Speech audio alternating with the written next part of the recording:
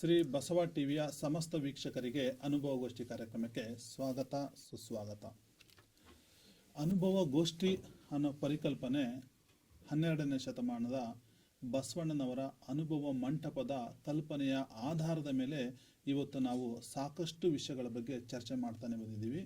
ಇಂದಿನ ಸಂಚಿಕೆಯಲ್ಲೂ ಕೂಡ ಅಂತಹ ಒಂದು ಮಹತ್ತರವಾದಂಥ ವಿಷಯವನ್ನು ತೆಗೆದುಕೊಂಡು ನಿಮ್ಮ ಮುಂದೆ ಇವತ್ತು ಚರ್ಚೆಗಿಳಿತಾ ಇದ್ದೀವಿ.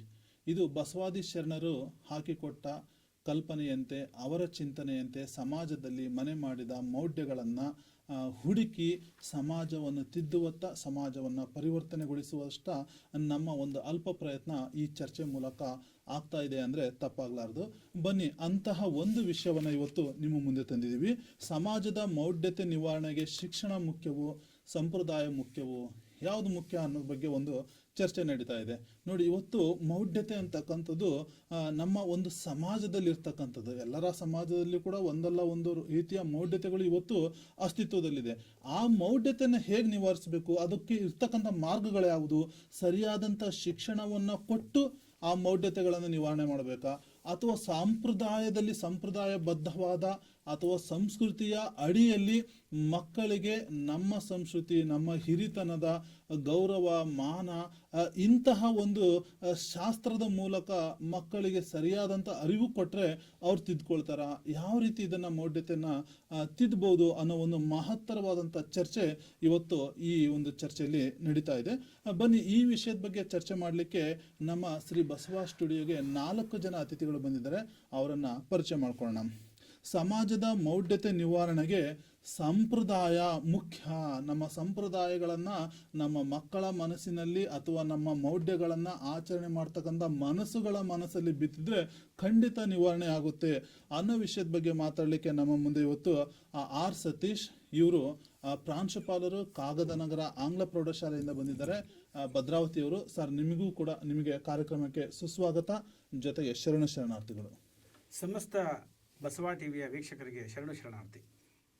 ಇದೇ ವಿಷಯದ ಬಗ್ಗೆ, ಸಂಪ್ರದಾಯಗಳ ಮೂಲಕ ನಾವು ಮೌಢ್ಯವನ್ನು ನಿವಾರಣೆ ಮಾಡಬಹುದು ಅನ್ನೋ ವಿಷಯದ ಬಗ್ಗೆ ಮಾತಾಡಲಿಕ್ಕೆ ನಮ್ಮ ಮುಂದೆ ರೇವಣ ಸಿದ್ದೇಶ್ ಬಳಿಗಾರ್, ಚಿಂತಕರು, ಚಾಮರಾಜನಗರದಿಂದ ಬಂದಿದ್ದಾರೆ.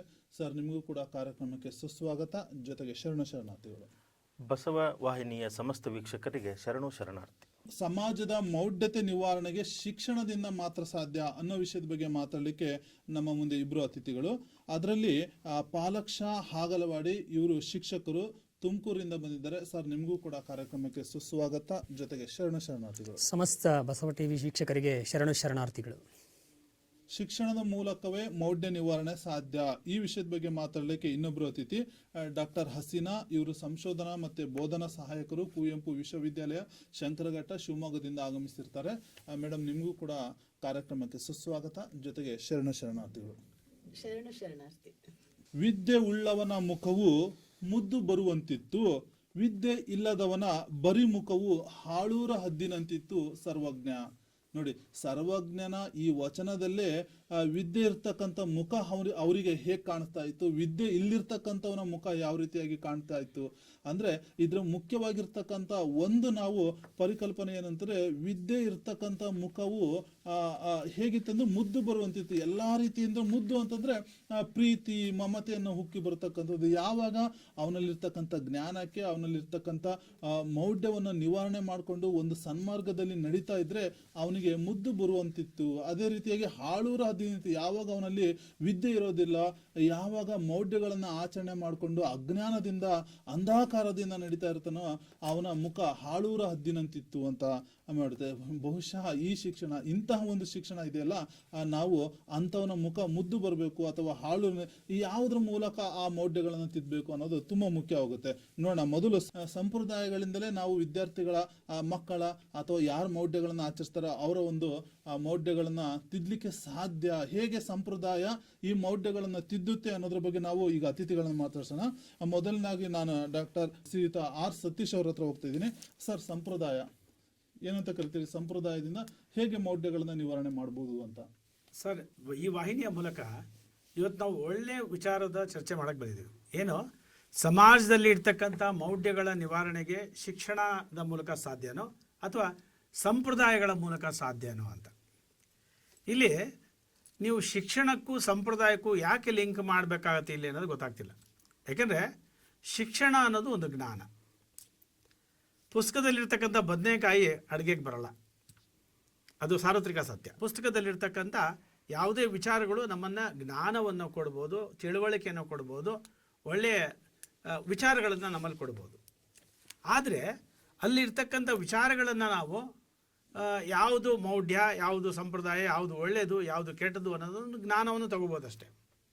ಆದರೆ ಈ ಸಂಪ್ರದಾಯ ಇದೆಯಲ್ಲ, ಭಾರತೀಯ ಸಂಪ್ರದಾಯ, ಭಾರತೀಯ ಸಂಸ್ಕೃತಿಯ ಸಂಪ್ರದಾಯ ಇದೆಯಲ್ಲ, ಅದು ಸನಾತನ ಧರ್ಮದಿಂದ ಬಂದಿರತಕ್ಕಂಥ, ನಮ್ಮ ಹಿಂದೂ ಧರ್ಮದ ಸನಾತನ ಪದ್ಧತಿಗಳು, ಅದರಿಂದ ಬಂದಿರತಕ್ಕಂಥ ವಿಚಾರ ಅದು. ಆ ಸಂಪ್ರದಾಯಗಳನ್ನು ನಾವು ಚಾಚು ತಪ್ಪದೆ ಯಥಾವತ್ತಾಗಿ ಒಂದು ಉತ್ತಮ ರೀತಿಯಲ್ಲಿ ಅಳವಡಿಸಿಕೊಂಡಿದ್ದೇ ಆದಲ್ಲಿ ನಮ್ಮ ಏನು ಯುವ ಸಮುದಾಯದಲ್ಲಿ ಕೆಲವು ಮೌಢ್ಯಗಳ ಇದ್ದಾವೆ, ಆ ಮೌಢ್ಯಗಳನ್ನು ನಿವಾರಣೆ ಮಾಡೋಕ್ಕೆ ಸಾಧ್ಯ ಅನ್ನೋದು ನನ್ನ ಅಭಿಪ್ರಾಯ. ಒಂದು ಉದಾಹರಣೆ ಕೊಡ್ತೀನಿ ನಾನು. ಈಗ ವಿದ್ಯಾಭ್ಯಾಸ ತುಂಬ ಇರ್ತಿದೆ, ಡಬಲ್ ಡಿಗ್ರಿನೋ ತ್ರಿಬಲ್ ಡಿಗ್ರಿನೋ ಮಾಡಿರ್ತಾನೆ. ಅಂಥ ವ್ಯಕ್ತಿ, ವಿದ್ಯಾವಂತನಾಗಿರ್ತಕ್ಕಂಥ ವ್ಯಕ್ತಿ ಮನೆಗೆ ಬಂದಿರತಕ್ಕಂಥ ಹಿರಿಯರೊಂದಿಗೆ ವರ್ತಿಸ್ತಕ್ಕಂಥ ರೀತಿ ಯಾವ ಮಟ್ಟಿಗೆ ಇರ್ತಿತ್ತು ಅಂತಂದರೆ ಅವನು ವಿದ್ಯಾವಂತನೋ ಅವಿದ್ಯಾವಂತನೋ ಅಂತ ಗೊತ್ತಾಗಲ್ಲ. ಯಾಕೆಂದರೆ ನೀವು ವಿದ್ಯೆ ಪಡೆದವನ ಮುಖ ಮುದ್ದು ಬಂದಂತಿತ್ತು ಅಂತ ಹೇಳಿದ್ರೆ, ಮುದ್ದಾಗಿರ್ಬೋದು, ಅವ್ನು ಚೆನ್ನಾಗಿರ್ಬೋದು. ಆದರೆ ನಮ್ಮ ಸಂಪ್ರದಾಯ ಸಂಸ್ಕೃತಿಯ ಜ್ಞಾನ ಇಲ್ಲ ಅಂತಂದರೆ ಅವನು ಅದನ್ನು ಅಳವಡಿಸ್ಕೊಂಡು ಅದು ಪಾಲನೆ ಮಾಡೋಕ್ಕೆ ಹೋಗಲ್ಲ ಅಂತಂದಾಗ ಅವನ ವಿದ್ಯೆ ಯಾವುದಕ್ಕೆ ಸಮ? ಅದಕ್ಕೆ ವಿದ್ಯೆ ಪ್ರಯೋಜನ ಇಲ್ಲ, ವಿದ್ಯಾವಂತ ಅಂತ ಕರೆಯೋಕ್ಕೆ ಸಾಧ್ಯನೇ ಇಲ್ಲ. ನೋಡ್ರಿ, ಒಬ್ಬ ಅವಿದ್ಯಾವಂತ ವ್ಯಕ್ತಿನೂ ಕೂಡ ಒಂದು ಮನೆಯಲ್ಲಿರ್ತಕ್ಕಂಥ ಸಂಪ್ರದಾಯಗಳನ್ನು ಜೊತೆಯಾಗಿ ಬೆಳೆದ್ಕೊಂಡು ಬಂದಿದ್ರೆ ಆ ವ್ಯಕ್ತಿ ಏನು ಮಾಡ್ತಾನೆ, ಮನೆಯಲ್ಲಿ ಬಂದಿರತಕ್ಕಂಥ ಗುರು ಹಿರಿಯರಿಗೆ ಯಾವ ರೀತಿ ಗೌರವವನ್ನು ಕೊಡಬೇಕು, ಯಾವ ರೀತಿ ಆಧರಿಸಬೇಕು, ಯಾವ ರೀತಿ ಅವರ ವಿಚಾರಗಳನ್ನು ನಾನು ಅವಲೋಕನ ಮಾಡಬೇಕು ಅನ್ನೋದನ್ನು ತಿಳ್ಕೊಳ್ತಾರೆ. ಇಲ್ಲಿ ವಿದ್ಯೆ ಕಲ್ತಿರ್ತಕ್ಕಂಥಗೆ ಆಗಲೇ ಅಹಂಕಾರ ಬಂದುಬಿಟ್ಟಿದೆ. ಜೊತೆಗೆ ಜ್ಞಾನ ಇರ್ಬೋದು, ಆ ಜ್ಞಾನವನ್ನು ತಿಳ್ಕೊಂಡಿರ್ತಕ್ಕಂಥ ಜ್ಞಾನವನ್ನು ಯಾವ ರೀತಿ ಬಳಸ್ಕೋಬೇಕು ಅನ್ನೋ ಒಂದು ಸಾಮಾನ್ಯ ಪ್ರಜ್ಞೆ ಇಲ್ದಂಗೆ ಆಗುತ್ತೆ. ಅಲ್ಲಿ ಥಿಯರಿಟಿಕಲ್ ಓದಿರ್ತಾನೆ ಅವನು, ಥಿಯರಿ ಬೇರೆ, ಪ್ರಾಕ್ಟಿಕಲೇ ಬೇರೆ. ಥಿಯರಿಯಲ್ಲಿ ಏನೋ ಇರ್ತಕ್ಕಂಥ ಸಮಾಜದಲ್ಲಿ ಯಾವ ರೀತಿ ಬದುಕಬೇಕು, ಯಾವ ರೀತಿ ಇರಬೇಕು, ಯಾವ ರೀತಿ ಕೆಲಸ ಮಾಡಬೇಕು, ಯಾವ ರೀತಿ ಗುರು ಹಿರಿಯರನ್ನ ಗೌರವಿಸಬೇಕು ಅನ್ನೋದನ್ನು ಥಿಯರಿಟಿಕಲ್ ಆಗಿ ಓದಿರ್ತಾನೆ, ಅದನ್ನು ಎಕ್ಸಾಮಲ್ಲಿ ಬರೆದು ಪಾಸ್ ಆಗಿರ್ತಾನೋ ಅಷ್ಟೇ. ಆದರೆ ಪ್ರಾಕ್ಟಿಕಲ್ ಆಗಿ ಅವನು ಏನೂ ಮಾಡಿರಲ್ಲ. ಅಲ್ಲಿ ಪ್ರಾಕ್ಟಿಕಲ್ ಆಗಿ ಮಾಡಿರ್ತಕ್ಕಂಥ ವ್ಯಕ್ತಿ ಅವನು ಸಂಪ್ರದಾಯಬದ್ಧವಾಗಿ ಮನೆಯ ವಾತಾವರಣದಲ್ಲಿ ಬೆಳೆದಿದ್ರೆ ಮಾತ್ರ ಅವನು ಪ್ರಾಕ್ಟಿಕಲ್ ಆಗಿ ಅದನ್ನು ಅಳವಡಿಸ್ಕೊಳ್ತಾನೆ ಮತ್ತು ಅಪ್ಕೊಳ್ತಾನೆ. ಅವನು ಅಂಥವನಿಗೆ ಅವನ ವಿದ್ಯೆ ಇಲ್ಲದಿದ್ರೂ ಕೂಡ ಅವನ ನಡವಳಿಕೆನೇ ವಿದ್ಯೆ ಆಗಿರ್ತಿತ್ತೆ, ಅವನ ಸದ್ವಿಚಾರಗಳೇ ವಿದ್ಯೆ ಆಗಿರ್ತಿತ್ತೆ, ಅವನ ಒಳ್ಳೆಯ ಆಲೋಚನೆಗಳೇ ಶಿಕ್ಷಣ ಆಗಿರ್ತಿತ್ತೆ. ಎಲ್ಲ ರೀತಿಯ ಶಿಕ್ಷಣವನ್ನು ಪಡ್ಕೊಂಡು ನಮ್ಮ ಸಂಪ್ರದಾಯಗಳನ್ನು ಅಪ್ಕೊಳ್ಳಲ್ಲ, ಅವನು ಬೇಕಾಬಿಟ್ಟು ವರ್ತಿಸ್ತಾನೆ ಅಂತಂದರೆ ಅಂಥ ವಿದ್ಯೆ, ಅಂಥ ಶಿಕ್ಷಣವನ್ನು ಪಡ್ಕೊಂಡಿರ್ತಕ್ಕಂಥ ವ್ಯಕ್ತಿನ ತೊಗೊಂಡು ಏನು ಮಾಡ್ಬೇಕು ನಾವು? ಹಾಗಾಗಿ ನಮ್ಮ ಸಮಾಜದಲ್ಲಿರ್ತಕ್ಕಂಥ ಮೌಢ್ಯಗಳನ್ನು ತಡೆ ಹಿಡಿಬೇಕು ಅಂತಂದರೆ, ನಿವಾರಣೆ ಮಾಡಬೇಕು ಅಂತಂದರೆ ನಮ್ಮ ಮಕ್ಕಳನ್ನು ನಮ್ಮ ಸದ್ವಿಚಾರಗಳ ಸಂಪ್ರದಾಯಗಳ ಜೊತೆಯಾಗಿ ಬೆಳೆಸಿದ್ರೆ ಮಾತ್ರ ಅದು ಸಾಧ್ಯ. ಓಕೆ, ಇವತ್ತಿನ ಶಿಕ್ಷಣ ಹೇಗಿದೆ ಅಂತಂದರೆ, ಶಾಲಾ ಶಿಕ್ಷಣ ಅಥವಾ ಇವತ್ತಿನ ಆಧುನಿಕ ಶಿಕ್ಷಣ ಹೇಗಿದೆ ಅಂತಂದರೆ, ಒಂದು ವ್ಯಾವಹಾರಿಕ ದೃಷ್ಟಿಯಿಂದ ನಡೀತಕ್ಕಂಥ ಶಿಕ್ಷಣ ಅಷ್ಟೊಂದು ವಿದ್ಯಾರ್ಥಿಗಳ ಮನಸ್ಸನ್ನು ತಿದ್ದಲಿಕ್ಕೆ ಅಥವಾ ಮೌಢ್ಯಗಳನ್ನು ತಿದ್ದಲಿಕ್ಕೆ ಅಷ್ಟೊಂದು ಪ್ರಭಾವಶಾಲಿ ಆಗೋದಿಲ್ಲ. ಅದೇ ಶಿಕ್ಷಣ ಮನೆಯಲ್ಲಿರ್ತಕ್ಕಂಥ ವಿದ್ಯಾರ್ಥಿಗಳಿಗೆ ಒಂದು ಸಾಂಪ್ರದಾಯಿಕ ಆಧಾರದ ಮೇಲೆ, ಧರ್ಮದ ಆಧಾರದ ಮೇಲೆ ಅಥವಾ ಗುರುಗಳ ಮೂಲಕ ಆ ಬೋಧನೆ ಮಾಡಿದ್ರೆ ಅವನಿಗೆ ನಿಜವಾದಂಥ ಅರಿವಾಗುತ್ತೆ, ತಕ್ಷಣ ಅದನ್ನು ಫಾಲೋ ಅಪ್ ಮಾಡ್ತಾನೆ. ಶಾಲೆಯಲ್ಲಿರ್ತಕ್ಕಂಥ ಶಿಕ್ಷಣ ವ್ಯಾವಹಾರಿಕ ದೃಷ್ಟಿಯಿಂದ ಇರೋದ್ರಿಂದ ಅದು ಅಷ್ಟು ಫಾಲೋ ಆಗಲ್ಲ. ನೋಡಿ, ನೀವು ಎಷ್ಟೋ ಘಟನೆಗಳನ್ನು ನೋಡ್ಬೋದು, ಸಮಾಜದಲ್ಲಿ ಮಾಡ್ತಕ್ಕಂಥ ಎಷ್ಟೋ ಘಟನೆಗಳು ಇವತ್ತು ಶಿಕ್ಷಣ ರಂಗದಲ್ಲಿ ಕೂಡ ಧರ್ಮ ಆಧಾರಿತವಾಗಿರ್ತಕ್ಕಂಥ ಜಗಳಗಳು ನಡೀತವೆ. ಇವಕ್ಕೆಲ್ಲ ಮುಖ್ಯ ಕಾರಣ ಅಂತಂದ್ರೆ ಅವರು ಅಲ್ಲಲ್ಲಿ ಆಯಾ ಸಮುದಾಯದವರು ಆಯಾ ಮನೆಯಲ್ಲಿ ಧರ್ಮ ಆಧಾರಿತವಾಗಿರ್ತಕ್ಕಂಥ ಶಿಕ್ಷಣ ಕೊಟ್ಟಿರಿಂದ ಅದು ಅವ್ರ ಮನಸ್ಸನ್ನ ಬಹುಬೇಗ ಹೊಕ್ಕಿದೆ ಅನ್ನೋದಕ್ಕೆ ಕೆಲವೊಂದು ಉದಾಹರಣೆಗಳನ್ನಾಗಿ ಕೊಡ್ಬೋದು. ಹಾಗಾಗಿ ಇಲ್ಲಿ ಮನೆಯಲ್ಲಿರ್ತಕ್ಕಂಥ ಶಿಕ್ಷಣವೇ ಮುಖ್ಯ, ಅದು ಸಂಪ್ರದಾಯದ ಆಧಾರದ ಮೇಲೆ, ಧರ್ಮದ ಆಧಾರದ ಮೇಲೆ ಇದ್ರೆ ಮಾತ್ರ ಚೆನ್ನಾಗಿ ಅಂತಕ್ಕಂಥ ಸತೀಶ್ ಅವರ ವಾದಕ್ಕೆ ಪಾಲಾಕ್ಷರವರು ಏನು ಹೇಳ್ತಾರೆ? ಓಂ ಗುರು ಬಸವಲಿಂಗಾಯ ನಮಃ. ಇವತ್ತಿನ ಚರ್ಚೆಯಲ್ಲಿ ಸಮಾಜದ ಮೌಢ್ಯತೆ ನಿವಾರಣೆಗೆ ಶಿಕ್ಷಣ ಮುಖ್ಯವೋ ಸಂಪ್ರದಾಯ ಮುಖ್ಯವೋ ಅನ್ನುವಂಥ ವಿಷಯದ ಕುರಿತು ನಾವು ಚರ್ಚೆ ಮಾಡ್ತಾ ಇದ್ದೀವಿ. ನಮ್ಮ ಸ್ನೇಹಿತರು ಸತೀಶ್ ಸರ್ ಈಗಾಗಲೇ ಸಂಪ್ರದಾಯ ಮುಖ್ಯ ಅನ್ನುವಂಥ ವಿಚಾರವನ್ನು ಹೇಳಿದರು. ನನ್ನ ಅಭಿಪ್ರಾಯವನ್ನು ಮಂಡಿಸೋದಕ್ಕಿಂತ ಮುಂಚೆ ಒಂದು ವಚನ ನನಗಿಲ್ಲಿ ನೆನಪಾಗ್ತದೆ. ಕಲ್ಲ ನಾಗರ ಕಂಡರೆ ಹಾಲ ನೆರೆ ಎಂಬರು, ದಿಟದ ನಾಗರ ಕಂಡರೆ ಕೊಲ್ಲೆಂಬರಯ್ಯ. ಉಂಬ ಜಂಗಮ ಬಂದೆಡೆ ಮುಂದೆ ನಡೆ ಎಂಬರು, ಉಣ್ಣದ ಲಿಂಗಕ್ಕೆ ಬೋನವ ಹಿಡಿ ಎಂಬರು, ನಮ್ಮ ಕೂಡಲ ಸಂಗನ ಶರಣರ ಕಂಡು ಉದಾಸೀನವ ಮಾಡಿದರೆ ಕಲ್ಲು ತಾಗಿದ ಮಿಟ್ಟೆಯಂತಪ್ಪರಯ್ಯ ಅನ್ನುವಂಥ ವಚನ ನನಗಿಲ್ಲಿ ನೆನಪಾಗ್ತದೆ. ಸತೀಶರು ಹೇಳುವಂಥದ್ದು ಶಿಕ್ಷಣದಿಂದ ಸಂಪ್ರದಾಯವನ್ನು ಮೌಢ್ಯತೆಯನ್ನು ಹೋಗಲಾಡಿಸ್ಲಿಕ್ಕೆ ಸಾಧ್ಯ ಇಲ್ಲ. ಸಂಪ್ರದಾಯ ಮುಖೇನವಾಗಿ ನಾವು ಈ ಒಂದು ಮೌಢ್ಯತೆಯನ್ನು ಹೋಗಲಾಡಿಸ್ಬೋದು ಅಂತ. ಈ ಸಂಪ್ರದಾಯ ಮತ್ತು ಮೌಢ್ಯತೆ ಇವೆರಡನ್ನು ವ್ಯಾಖ್ಯಾನಿಸುವ ಸಂದರ್ಭದಲ್ಲಿ ಮೌಢ್ಯತೆಗೂ ಮತ್ತು ಸಂಪ್ರದಾಯಕ್ಕೂ ಡಿಫ್ರೆನ್ಸಿಯೇಷನ್ ಮಾಡೋದು ಸ್ವಲ್ಪ ಕಷ್ಟ ಅಂತ ನನ್ನ ಅನಿಸಿಕೆ. ನಾನೊಬ್ಬ ಸಮಾಜಶಾಸ್ತ್ರದ ವಿದ್ಯಾರ್ಥಿಯಾಗಿ ಸಮಾಜಶಾಸ್ತ್ರದ ಬೋಧಕನಾಗಿ ನನ್ನ ಅಭಿಪ್ರಾಯ ಏನಂದರೆ, ಹೆಚ್ಚು ಕಡಿಮೆ ಈ ಸಂಪ್ರದಾಯಗಳು ಮೌಢ್ಯತೆಯ ಆಧಾರದ ಮೇಲೆಯೇ ನಿಂತಿವೆ ಅನ್ನುವಂಥದ್ದು ನನ್ನ ಅನುಭವಕ್ಕೆ ಬಂದಿರತಕ್ಕಂಥದ್ದು ಅಥವಾ ನಾನು ಬೋಧನೆ ಮಾಡುವಾಗ ನನ್ನ ಗಮನಕ್ಕೆ ಬಂದಿರತಕ್ಕಂಥದ್ದು. ಸರ್ ಹೇಳ್ತಾರೆ ಏನಂತ, ಪುಸ್ತಕದ ಬದನೆಕಾಯಿ ಊಟಕ್ಕೆ ಬರೋದಿಲ್ಲ ಅಂತ. ಇಲ್ಲಿ ಶಿಕ್ಷಣ ಅಂತ ಅಂದರೆ ಎರಡು ಪ್ರಕಾರದ ಶಿಕ್ಷಣ ಇದೆ. ಒಂದು ಅನೌಪಚಾರಿಕ ಶಿಕ್ಷಣ ಇದೆ, ಮತ್ತೊಂದು ಔಪಚಾರಿಕ ಶಿಕ್ಷಣ ಇದೆ. ಮನೆಯಲ್ಲಿ ತಂದೆ ತಾಯಿಗಳು ಮೊದಲು ಆರಂಭ ಮಾಡೋದೇ ಅನೌಪಚಾರಿಕ ಶಿಕ್ಷಣ. ಅದಕ್ಕಾಗಿ ನಾವು ತಾಯಿಯೇ ಮೊದಲ ಗುರು ಅಂತ ಹೇಳ್ತೀವಿ, ಮನೆಯ ಮೊದಲ ಪಾಠಶಾಲೆ ಅಂತ. ಹಾಗಾಗಿ ಯಾವುದೇ ಮಗುವಿಗೆ ನಾವು ಮೂಢನಂಬಿಕೆಗಳನ್ನು ಹೋಗಲಾಡಿಸ್ಬೇಕು ಅಂದರೆ ಶಿಕ್ಷಣವನ್ನು ಕೊಡುವಂಥದ್ದು ಬಹಳಷ್ಟು ಮುಖ್ಯ ಆಗ್ತದೆ. ಶಿಕ್ಷಣ ಅನ್ನುವಂಥದ್ದು ಕತ್ತಲಿನಿಂದ ಮಗುವನ್ನು ಬೆಳಕಿನೆಡೆಗೆ ಕರೆದುಕೊಂಡು ಬರತಕ್ಕಂಥ ಒಂದು ಬಹುಮುಖ್ಯವಾದಂಥ ಸಾಧನ ಅನ್ನುವಂಥದ್ದು ನಮ್ಮೆಲ್ಲರಿಗೂ ಕೂಡ ಗೊತ್ತಿರತಕ್ಕಂಥ ಒಂದು ಅಂಶ. ಭಾರತೀಯ ಜೀವನ ಸಮಿತಿಯಲ್ಲಿ ಶಿಕ್ಷಣ ಅಂದ್ರೇನು ಅಂತ ಒಂದು ವಾಕ್ಯ ಬರ್ತದೆ, ಸಾ ವಿದ್ಯೆಯ ವಿಮುಕ್ತಯೇ ಅಂತ ಹೇಳ್ಬಿಟ್ಟು. ಯಾವುದು ಮನುಷ್ಯನನ್ನು ಅಸಹಾಯಕತೆಯಿಂದ ಪಾರು ಮಾಡುವುದೋ ಅದೇ ಶಿಕ್ಷಣ ಅಂತ. ಅಂದರೆ ಇವತ್ತು ಅಜ್ಞಾನ ಅಥವಾ ಮೌಢ್ಯತೆ ಅನ್ನುವಂತಹ ಅಂಧಕಾರದಲ್ಲಿ ಬಿದ್ದು ತೊಳಲಾಡ್ತಾ ಇರತಕ್ಕಂಥ ಒಬ್ಬ ವ್ಯಕ್ತಿಯನ್ನು ಕೈ ಹಿಡಿದು ಬೆಳಕಿನತ್ತ ಕರ್ಕೊಂಬರೋಂಥ ಯಾವುದಾದ್ರೂ ಒಂದು ಮಾಧ್ಯಮ ಇದ್ದರೆ ಅದು ಶಿಕ್ಷಣ. ಅದು ಆಧುನಿಕ ಶಿಕ್ಷಣ ಇರ್ಬೋದು ಅಥವಾ ಯಾವುದೇ ಹಳೆಯ ಕಾಲದ ಶಿಕ್ಷಣ ಇರ್ಬೋದು, ಅನೌಪಚಾರಿಕ ಶಿಕ್ಷಣ ಇರ್ಬೋದು. ಹಾಗಾಗಿ ಇವತ್ತು ಶಿಕ್ಷಣ ಇಲ್ಲ ಅಂತಂದರೆ ಇವತ್ತು ನಮ್ಮನ್ನು ಇವತ್ತು ನೋಡ್ತಾ ಇದ್ದೀವಿ ಮೌಢ್ಯತೆ ಯಾವ ಮಟ್ಟಕ್ಕಿದೆ ಅಂತ ಹೇಳ್ಬಿಟ್ಟು. ಭಾಳಷ್ಟು ವ್ಯಕ್ತಿಗಳನ್ನು ಮೂಢನಂಬಿಕೆಯ ಮುಖಾಂತರವಾಗಿ, ಮೌಢ್ಯತೆಯ ಮುಖಾಂತರವಾಗಿ ಇವತ್ತು ಬ್ಲಾಕ್ ಮ್ಯಾಜಿಕ್, ವೈಟ್ ಮ್ಯಾಜಿಕ್ ಬಗ್ಗೆ ಮಾತಾಡ್ತೀವಿ.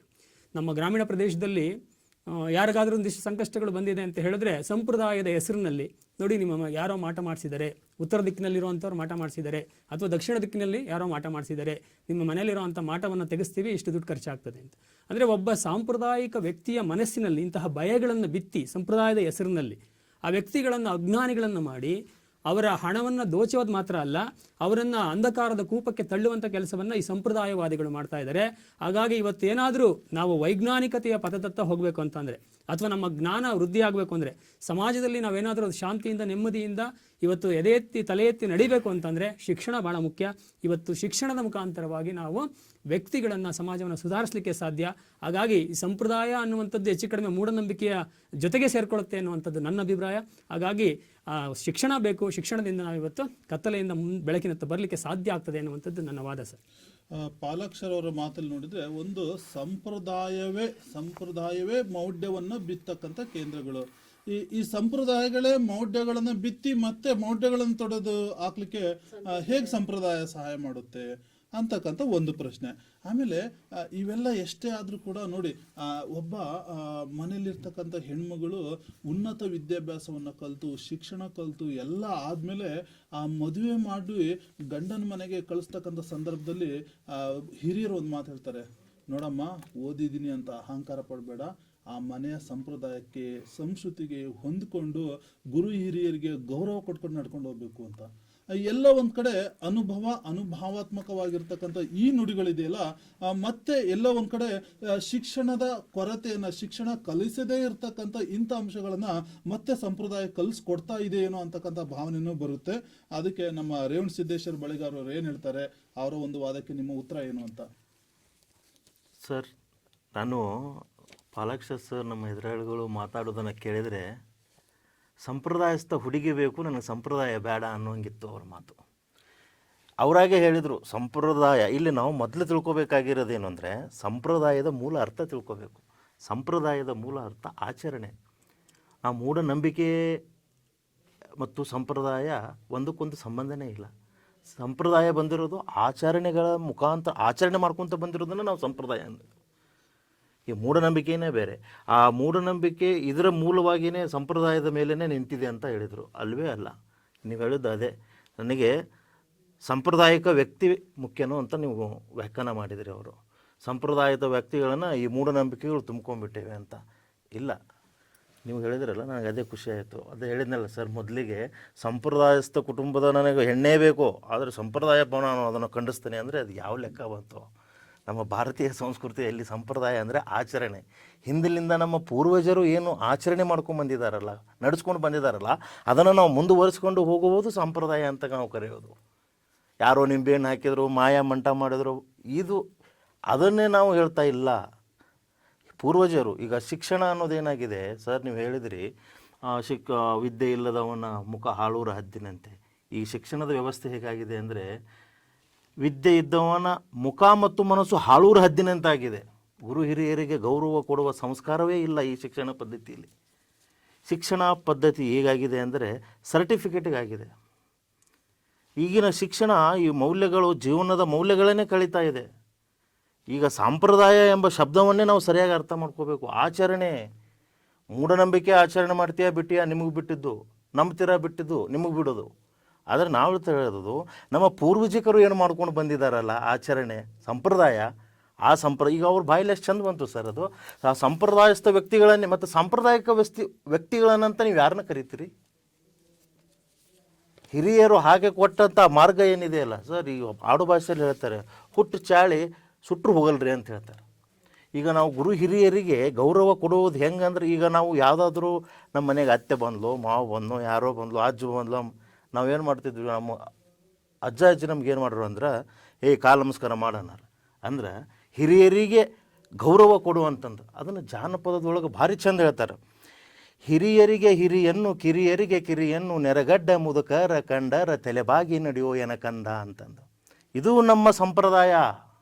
ನಿಮ್ಮ ಶಿಕ್ಷಣದಲ್ಲಿ ಇದನ್ನು ಹೇಳಿಲ್ಲ. ನಿಮ್ಮ ಶಿಕ್ಷಣ ಈಗೋ ಕಲಿಸುತ್ತೆ. ಶಿಕ್ಷಣ ಅವನು ಕಾಲು ನಮಸ್ಕಾರ ಯಾಕೆ ಮಾಡ್ತೀವಿ? ನೀ ಯಾರ್ದರ ಮಗ ಏನಾರ ಆಗಲಿ, ಮೊದಲು ಹಿರಿಯರಿಗೆ ಗೌರವ ಕೊಡು ಅನ್ನೋದು ನಮ್ಮ ಸಂಪ್ರದಾಯ. ಸಣ್ಣವದನ ಅವನಿಗೆ ಗೌರವ ಕೊಡೋದು, ಪ್ರೀತಿ ವಿಶ್ವಾಸ ಕೊಡೋದು ನಮ್ಮ ಸಂಪ್ರದಾಯ. ಅದಕ್ಕೆ ಹೇಳೋದು ಜಾನಪದಿಗರು ಅವಾಗಲೇ ಹೇಳಿದ್ದಾರೆ, ಈಗಲ್ಲ. ನಾವು ಈಗ ಅದನ್ನು ಜಗಲಿ ಮೇಲಿಟ್ಟು ಪೂಜೆ ಮಾಡಬೇಕಾಗಿದೆ. ಅಲ್ಲಿಗೆ ಬಂದಿದ್ದೀನಿ. ನಮ್ಮದು ಈ ಮೌಢ್ಯತೆಯೇ ಬೇರೆ. ಈ ಸಂಪ್ರದಾಯ ಇತ್ತು ಅಂದರೆ ನಿಮ್ಮ ತಲೆಯೇನೇನು ಕೂತಿದೆಯಲ್ಲ ಈಗೆಲ್ಲ ಶಿಕ್ಷಣ ವ್ಯವಸ್ಥೆ ಸರ್, ಇದು ಅವರ ಮೌಢ್ಯ. ಈ ಸಂಪ್ರದಾಯನೇ ಯಾವುದಿದೆ ಅಂದರೆ, ಹಿರಿಯರಿಗೆ ಹಿರಿಯನ್ನು, ಕಿರಿಯರಿಗೆ ಕಿರಿಯನ್ನು, ನೆರೆಗಡ್ಡ ಮುದುಕರ ಕಂಡರ ತಲೆಬಾಗಿ ನಡೆಯೋ ಏನಕಂದ ಅಂತ ನಮ್ಮ ಪೂರ್ವಜಕರು ಕೊಟ್ಟಿದ್ದಾರಲ್ಲ, ಅದನ್ನು ನಾವು ಮುಂದುವರಿಸ್ಕೊಂಡು ಹೋಗೋದು ಇದು ನಮ್ಮ ಸಂಪ್ರದಾಯ ಅಂತ ನಾನು ಪಾಲಕ್ಷ ಸರಿಗೆ ಹೇಳ್ತೀನಿ. ಓಕೆ, ಸಂಪ್ರದಾಯ ಅಂದರೆ ಮೌಢ್ಯ ಅಲ್ಲ, ಅದು ನಮ್ಮ ಆಚರಣೆ ಅಂತಕ್ಕಂಥ ಒಂದು ರೇವಣ ಸಿದ್ದೇಶ್ವರ ವಾದ ಇತ್ತು. ಇಲ್ಲಿ ಒಂದು ಶರಣರ ಸಾಲನ್ನು ನಾನು ಇಲ್ಲಿ ಉದಾಹರಣೆಗೆ ತೆಗೆದುಕೊಳ್ಳೋಕೆ ಇಷ್ಟಪಡ್ತೀನಿ. ವೇದದಲ್ಲಿ 4 ನುಡಿಯ ಕಲಿತರೇನು, ಶಾಸ್ತ್ರದಲ್ಲಿ 4 ನುಡಿಯ ಕಲಿತರೇನು, ಪುರಾಣಗಳಲ್ಲಿ 4 ನುಡಿಯ ಕಲಿತರೇನು, ಆಗಮಗಳಲ್ಲಿ 4 ನುಡಿಯ ಕಲಿತರೇನು, ಕಲಿತು ಜ್ಯೋತಿಷ್ಯ ಹೇಳಿದರೇನು, ಶ್ರುತಿ ಪಾಠಕನಾದರೇನು, ಚೌಷಷ್ಠಿ ವಿದ್ಯೆಯ ಕಲಿತರೇನು, ತನ್ನ ಅಂತರಂಗದ ಪರಬ್ರಹ್ಮದ ನಿಲುವ ತಾನರಿಯದೆ ನಾ ಬಲ್ಲನೆಂದು ಅಹಂಕರಿಸಿಕೊಂಡಿಪ್ಪು ತರಕಿ ಮೂಳರ ಎನೆಗೊಮ್ಮೆ ತೋರದಿರಯ್ಯ ಝೇಂಕಾರ ನಿಜಲಿಂಗ ಪ್ರಭುವೆ. ಎಷ್ಟು ಸೊಗಸಾಗಿರ್ತಕ್ಕಂಥ ವಿಚಾರ ಅಂದರೆ, ಇಲ್ಲಿ ವೇದ ಶಾಸ್ತ್ರ ಪುರಾಣ ಆಗಮಗಳಲ್ಲಿ ಎಲ್ಲ 4 ಅಕ್ಷರಗಳನ್ನು ಕಲಿ, ಅದರಲ್ಲಾದರೂ ಕಲೀರಿ ಅಥವಾ ಶಿಕ್ಷಣ ಪುಸ್ತಕದಲ್ಲಾದರೂ ಕಲಿ. ಮೊದಲು ತನ್ನನ್ನು ತಾನು ಅರಿತು ನಡೀತಕ್ಕಂಥದ್ದು. ಈ ಅರಿತು ನಡೀತಕ್ಕಂಥದ್ದು ಮತ್ತೆ ಹೆಂಗೆ ಅರಿತು ನಡೀಬೇಕು? ಅದು ಶಿಕ್ಷಣದಲ್ಲಿ ಅರಿತು ನಡಿಬೇಕು ಅಥವಾ ಅದು ಸಂಪ್ರದಾಯದ ಮೂಲಕ ಬರುತ್ತೋ ಅನ್ನೋದು ಒಂದು ಎಕ್ಸ್ಟ್ರಾ ಪ್ರಶ್ನೆ. ಅದೇ ಈಗಿನ ಒಂದು ಚರ್ಚೆ ವಿಷಯ ಆಗಿದೆ. ಹಾಗಾಗಿ ಸಂಪ್ರದಾಯ ಅಂತಕ್ಕಂಥದ್ದು ಬರೀ ಮೌಢ್ಯಗಳಲ್ಲ, ಆಚರಣೆ, ಹಿಂದಿನ ಆಚರಣೆಗಳ, ಅದಕ್ಕೆ ಜನಪದ ಸಂಸ್ಕೃತಿಯ ಉದಾಹರಣೆಯನ್ನು ಕೊಟ್ಟರು. ಅದಕ್ಕೆ ನಮ್ಮ ಡಾಕ್ಟರ್ ಹಸೀನಾ ಮೇಡಮ್ ಅವರು ಏನು ಹೇಳ್ತಾರೆ ಅಂತ. ಓಂ ಶ್ರೀ ಗುರು ಬಸವಲಿಂಗಾಯ ನಮಃ. ಸಮಸ್ತ ಶ್ರೀ ಬಸವ ವಾಹಿನಿಯ ವೀಕ್ಷಕರಿಗೆ ಶರಣಾರ್ಥಿ. ವೀಕ್ಷಕರೇ, ಇವತ್ತೊಂದು ಉತ್ತಮ ವಿಚಾರವನ್ನು ತೆಗೆದುಕೊಂಡು ನಾವು ಅನುಭವಗೋಷ್ಠಿಯಲ್ಲಿ ಚರ್ಚೆ ಮಾಡ್ತಿದ್ದೀವಿ. ಸಮಾಜದ ಮೌಢ್ಯ ನಿವಾರಣೆಗೆ ಶಿಕ್ಷಣದಿಂದ ಸಾಧ್ಯನೋ ಅಥವಾ ಸಂಪ್ರದಾಯದಿಂದ ಸಾಧ್ಯನಾ ಅಂತ ನಾನು ಘಂಟಾಘೋಷವಾಗಿ ಈ ವೇದಿಕೆಯಲ್ಲಿ ಹೇಳ್ತಾ ಇದ್ದೀನಿ. ಇವತ್ತಿನ ಸಮಾಜದಲ್ಲಿರುವಂತಹ ಮೌಢ್ಯತೆಯ ನಿವಾರಣೆಗೆ ಶಿಕ್ಷಣದಿಂದ ಮಾತ್ರ ಸಾಧ್ಯ. ಯಾವುದೇ ಸಂಪ್ರದಾಯಗಳಿಂದ, ಹಿಂದಿಂದ ಬಂದಂತಹ ಗೊಡ್ಡು ಸಂಪ್ರದಾಯಗಳಿಂದ ಯಾವುದೂ ಕೂಡ ಮೌಢ್ಯ ನಿವಾರಣೆ ಸಾಧ್ಯ ಇಲ್ಲ ಅಂತ ಘಂಟಾಘೋಷವಾಗಿ ಹೇಳ್ತೀನಿ. ಯಾಕೆ ಅಂತಂದರೆ, ಇದೇ ಥರದ ಒಂದು ಏನು ನನ್ನ ಎದುರಾಳಿ ಮಿತ್ರರು ಇದ್ದಾರೋ ಅದೇ ತರಹದ ಮನಸ್ಥಿತಿಯವರು ಹಿಂದೆನೂ ಇದ್ದರು. ಏನಂತಂದರೆ ಪ್ರಾಚೀನ ಕಾಲದಲ್ಲೆಲ್ಲ ಭಾರತದಲ್ಲಿ ಸಂಪ್ರದಾಯ ಮುಖ್ಯ, ಸಂಪ್ರದಾಯದಿಂದನೇ ಎಲ್ಲದೂ ನಡೆಯೋದು ಅಂಥೇಳಿ ಆ ಸಂಪ್ರದಾಯವನ್ನು ಇಟ್ಕೊಂಡು ಗೊಡ್ಡು ಮೌಢ್ಯಗಳನ್ನು ಇವತ್ತಿಗೂ ಮುಂದುವರಿಸ್ಕೊಂಡು ಹೋಗಿದ್ದಾರೆ. ಅದನ್ನು ಶಿಕ್ಷಣ ಯಾವಾಗ ಶಿಕ್ಷಣದ ಕ್ರಾಂತಿ ಆಯಿತು ಅದರಿಂದ ಎಲ್ಲ ಮೌಢ್ಯಗಳ ನಿವಾರಣೆ ಆಗ್ತಾ ಬಂತು, ಇನ್ನೂ ಇದೆ. ಯಾಕೆ ಅಂತಂದರೆ ಇವತ್ತು ಈ ಸಂಪ್ರದಾಯ ಮತ್ತು ಶಿಕ್ಷಣ, ಮೌಢ್ಯ ಮತ್ತು ಸಂಪ್ರದಾಯ ಅನ್ನೋದು ಒಂದೇ ನಾಣ್ಯದ ಎರಡು ಮುಖಗಳಿದ್ದಂತೆ. ಇದನ್ನು ಎಷ್ಟು ನಾವು ನಿವಾರಣೆಗೆ ಪ್ರಯತ್ನ ಪಟ್ಟರು ಮತ್ತೆ ಅದನ್ನು ಸಂಪ್ರದಾಯದ ಹೆಸರಲ್ಲಿ ಇಟ್ಕೊಂಡು ನೇತಾಡ್ತಿದ್ದಾರೆ ನಮ್ಮ ಜನ. ಇವತ್ತು ನಾವು ಶಿಕ್ಷಣದ ಮುಖಾಂತರವಾಗಿ ಸಮಾಜದಲ್ಲಿರುವಂತಹ ಅನೇಕ ಅನಿಷ್ಟ ಪದ್ಧತಿಗಳನ್ನು ತೊಡೆದು ಹಾಕಬೇಕು ಅಂಥೇಳಿ ಪ್ರಯತ್ನ ಪಡ್ತಿದ್ದೀವಿ. ಆದರೂ ಕೂಡ ಅದು ನಮ್ಮ ಭಾರತೀಯ ಸಂಸ್ಕೃತಿ ಅಂಥೇಳಿ ಅದನ್ನು ಮುಂದುವರಿಸ್ಕೊಂಡು ಹೋಗ್ತಿದ್ದಾರೆ. ಆದರೆ ಈ ಮುಂದುವರಿಕೆ ಸಲ್ಲದು. ಯಾಕೆ ಅಂತಂದರೆ ಶಿಕ್ಷಣದ ವಿಚಾರ ಏನು, ಶಿಕ್ಷಣ ಅಂದ್ರೆ ಏನು, ಶಿಕ್ಷಣವನ್ನು ಪಡ್ಕೊಂಡ ನಂತರ ಮನುಷ್ಯ ಆ ರೀತಿಯಾದಂತಹ ಕಲ್ಮಶಗಳನ್ನೆಲ್ಲ ಹೊಡೆದಾಕಬೇಕು. ಅದನ್ನು ತೊಡೆದೇ ಹಾಕಿಲ್ಲ ಅಂದರೆ ಮನುಷ್ಯ ಶಿಕ್ಷಣ ಪಡೆದು ಏನು ಪ್ರಯೋಜನ? ಇವತ್ತು ಭಾರತದಲ್ಲಿ ಹಿಂದಿನಿಂದಲೂ ಬಹಳ ಸಂಪ್ರದಾಯ ಇದ್ದಂತಹ ನಮ್ಮ ದೇಶದಲ್ಲಿ ಅನೇಕ ಜನ ಸಾಮಾಜಿಕ ಧಾರ್ಮಿಕ ಚಳುವಳಿಗಾರರು ಭಾರತಕ್ಕೆ ಬಂದರು. ಮೊದಲಿಗೆ ನಾನು ರಾಜಾರಾಮ್ ಮೋಹನ್ ರಾಯರನ್ನು ಇಲ್ಲಿ ನೆನಪು ಮಾಡ್ಕೊಳಕ್ಕೆ ಇಷ್ಟಪಡ್ತೀನಿ. ಯಾಕೆ ಅಂತಂದರೆ ಇದೇ ತರಹದ ಮನಸ್ಥಿತಿ ಏನಂತಂದರೆ ಭಾರತದಲ್ಲಿ ಸಂಪ್ರದಾಯ ಇರಬೇಕು, ಮೌಢ್ಯಗಳ ಆಚರಣೆ ಸಂಪ್ರದಾಯದ ಹೆಸರಲ್ಲಿ ಮಾಡ್ತಾ ಇದ್ರು. ಇವತ್ತು ಕೂಡ ಇದೆ. ಏನಂತಂದರೆ ಹೀಗೆ ಇರಬೇಕು, ಹೆಣ್ಮಕ್ಳು ಹೀಗೆ ಇರಬೇಕು, ಸಮಾಜ ಹೀಗೆ ಇರಬೇಕು, ಇದೇ ತರಹದ ಪದ್ಧತಿ ಇರಬೇಕು. ಅದರಲ್ಲೂ ಸ್ತ್ರೀ ಕುಲಕ್ಕೆ ನಮ್ಮ ಭಾರತದಲ್ಲಿ ಸಂಪ್ರದಾಯದ ಹೆಸರಲ್ಲಿ ಮಾಡ್ತಿರುವಂತಹ ಪದ್ಧತಿಗಳನ್ನೆಲ್ಲ ನೋಡಿದರೆ ಅದು ಮೌಢ್ಯನೇ. ಯಾವುದು ಕೂಡ ಅದರಲ್ಲಿ ಒಳ್ಳೆಯ ಅಂಶಗಳಿಲ್ಲ. ಯಾಕಂತಂದರೆ ಸಂಪ್ರದಾಯದ ಹೆಸರಿನಲ್ಲಿ ಸ್ತ್ರೀಯರ ಒಂದು ಇದು ಶೋಷಣೆ ಆಗ್ತಾ ಇದೆ ಇವತ್ತು. ಅದಕ್ಕೆ ಶಿಕ್ಷಣದ ಮುಖಾಂತರವಾಗಿ ಇದನ್ನೆಲ್ಲ ಹೊಡೆದಾಕುವಂತಹ ಪ್ರಯತ್ನವನ್ನು ಸಾಮಾಜಿಕ ಧಾರ್ಮಿಕ ಚಳುವಳಿಗಾರರು ಭಾರತದಲ್ಲಿ ಮಾಡಿದರು. ರಾಜಾರಾಮ್ ಮೋಹನ್ ರಾಯರು ಬ್ರಹ್ಮ ಸಮಾಜ ಅಂಥೇಳಿ ಅದನ್ನು ಹುಟ್ಟಾಕೋದ್ರ ಮುಖಾಂತರವಾಗಿ ಭಾರತದಲ್ಲಿರುವಂತಹ ಈ ತರಹದ ಗೊಡ್ಡು ಸಂಪ್ರದಾಯಗಳು, ಮೌಢ್ಯದ ಆಚರಣೆಗಳನ್ನೆಲ್ಲ ತೆಗೆದು ಹಾಕಕ್ಕೆ ಒಂದು ಪ್ರಯತ್ನವನ್ನು ಪಟ್ಟರು. ಅದರ ನಂತರ ಬಹಳಷ್ಟು ಜನ ಸಮಾಜ ಸುಧಾರಕರು ಅಂತ ಬಂದರು. ಹಿಂದೆ ನೋಡ್ರಿ, ಪೂಜೆಯ ಆಚರಣೆಯ ಮೇಲೆ, ಧರ್ಮದ ಆಚರಣೆಯ ಮೇಲೆ, ಸಂಪ್ರದಾಯದ ಆಚರಣೆ ಜೊತೆಗೆ ಭಾರತದಲ್ಲಿ ಈ ಥರದ್ದೊಂದು ಸಮಾಜದಲ್ಲಿ ಮೌಢ್ಯತೆಯನ್ನು ಇಟ್ಕೊಂಡಿದ್ರು. ಶಿಕ್ಷಣ ಕ್ರಾಂತಿಯ ಮುಖಾಂತರವಾಗಿ ಈ ಮೌಢ್ಯತೆಯನ್ನು ಹೋಗಲಾಡಿಸಲಾಯಿತು. ಅದು ಯಾವುದೇ ಕೂಡ ನಮ್ಮ ಭಾರತದಲ್ಲಿ ಮೌಢ್ಯ ಏನಾದರೂ ಹೋಗಲಾಡಿಸ್ಬೇಕು ಅಂತಂದರೆ ಅದರಲ್ಲಿ ಶಿಕ್ಷಣದ ರೀತಿಯಲ್ಲಿ ಮಾತ್ರ ಸಾಧ್ಯ. ಯಾವುದೇ ರೀತಿಯಾದಂತಹ ಸಂಪ್ರದಾಯಗಳಿಂದ ಸಾಧ್ಯ ಇಲ್ಲ ಅಂಥೇಳಿ ಹೇಳಕ್ಕೆ ಇಷ್ಟಪಡ್ತೀನಿ. ಇಲ್ಲಿ ಮುಖ್ಯವಾಗಿ ಶಿಕ್ಷಣದಲ್ಲಿ ನಿಮ್ಮ ಚರ್ಚೆಯನ್ನು ನೋಡ್ತಾ ಹೋದ್ರೆ ಎರಡು ವಾದಗಳನ್ನು ಗುರುತಿಸಬಹುದು. ಒಂದು ಆಧುನಿಕ ಶಿಕ್ಷಣ ಪದ್ಧತಿಯ ಬಗ್ಗೆ ಇವರು ವಾದ ಮಾಡ್ತಿದ್ರೆ, ಇನ್ನೊಂದು ಸಾಂಪ್ರದಾಯಿಕ ಶಿಕ್ಷಣ ಪದ್ಧತಿಗಳ ಬಗ್ಗೆ. ಈ ಆಧುನಿಕ ಶಿಕ್ಷಣ ಪದ್ಧತಿಗಳು ಎಷ್ಟೇ ಉನ್ನತವಾಗಿ ಬೆಳೆದ್ರೂ ಕೂಡ ಅಲ್ಲಲ್ಲಿ ಸಾಂಪ್ರದಾಯಿಕ ಶಿಕ್ಷಣ ಪದ್ಧತಿಗಳು ಕೂಡ ಇನ್ನೂ ಇವೆ. ಮದ್ರಸಾ ಶಿಕ್ಷಣ ಸಂಪ್ರದಾಯ ಅದೇ ಸಾಂಪ್ರದಾಯಿಕ ಅಂತಂದ್ರೆ ಸಂಪ್ರದಾಯ ಸಂಪ್ರದಾಯ ಆಧಾರಿತವಾಗಿರ್ತಕ್ಕಂಥ ಶಿಕ್ಷಣ ಕೇಂದ್ರಗಳು ಇವತ್ತು ಕೂಡ ಇವೆ. ಗುರುಕುಲ ಪದ್ಧತಿ ಅಂತಕ್ಕಂಥದ್ದು ಕೂಡ ಕೆಲವು ಕಡೆ ಇದೆ.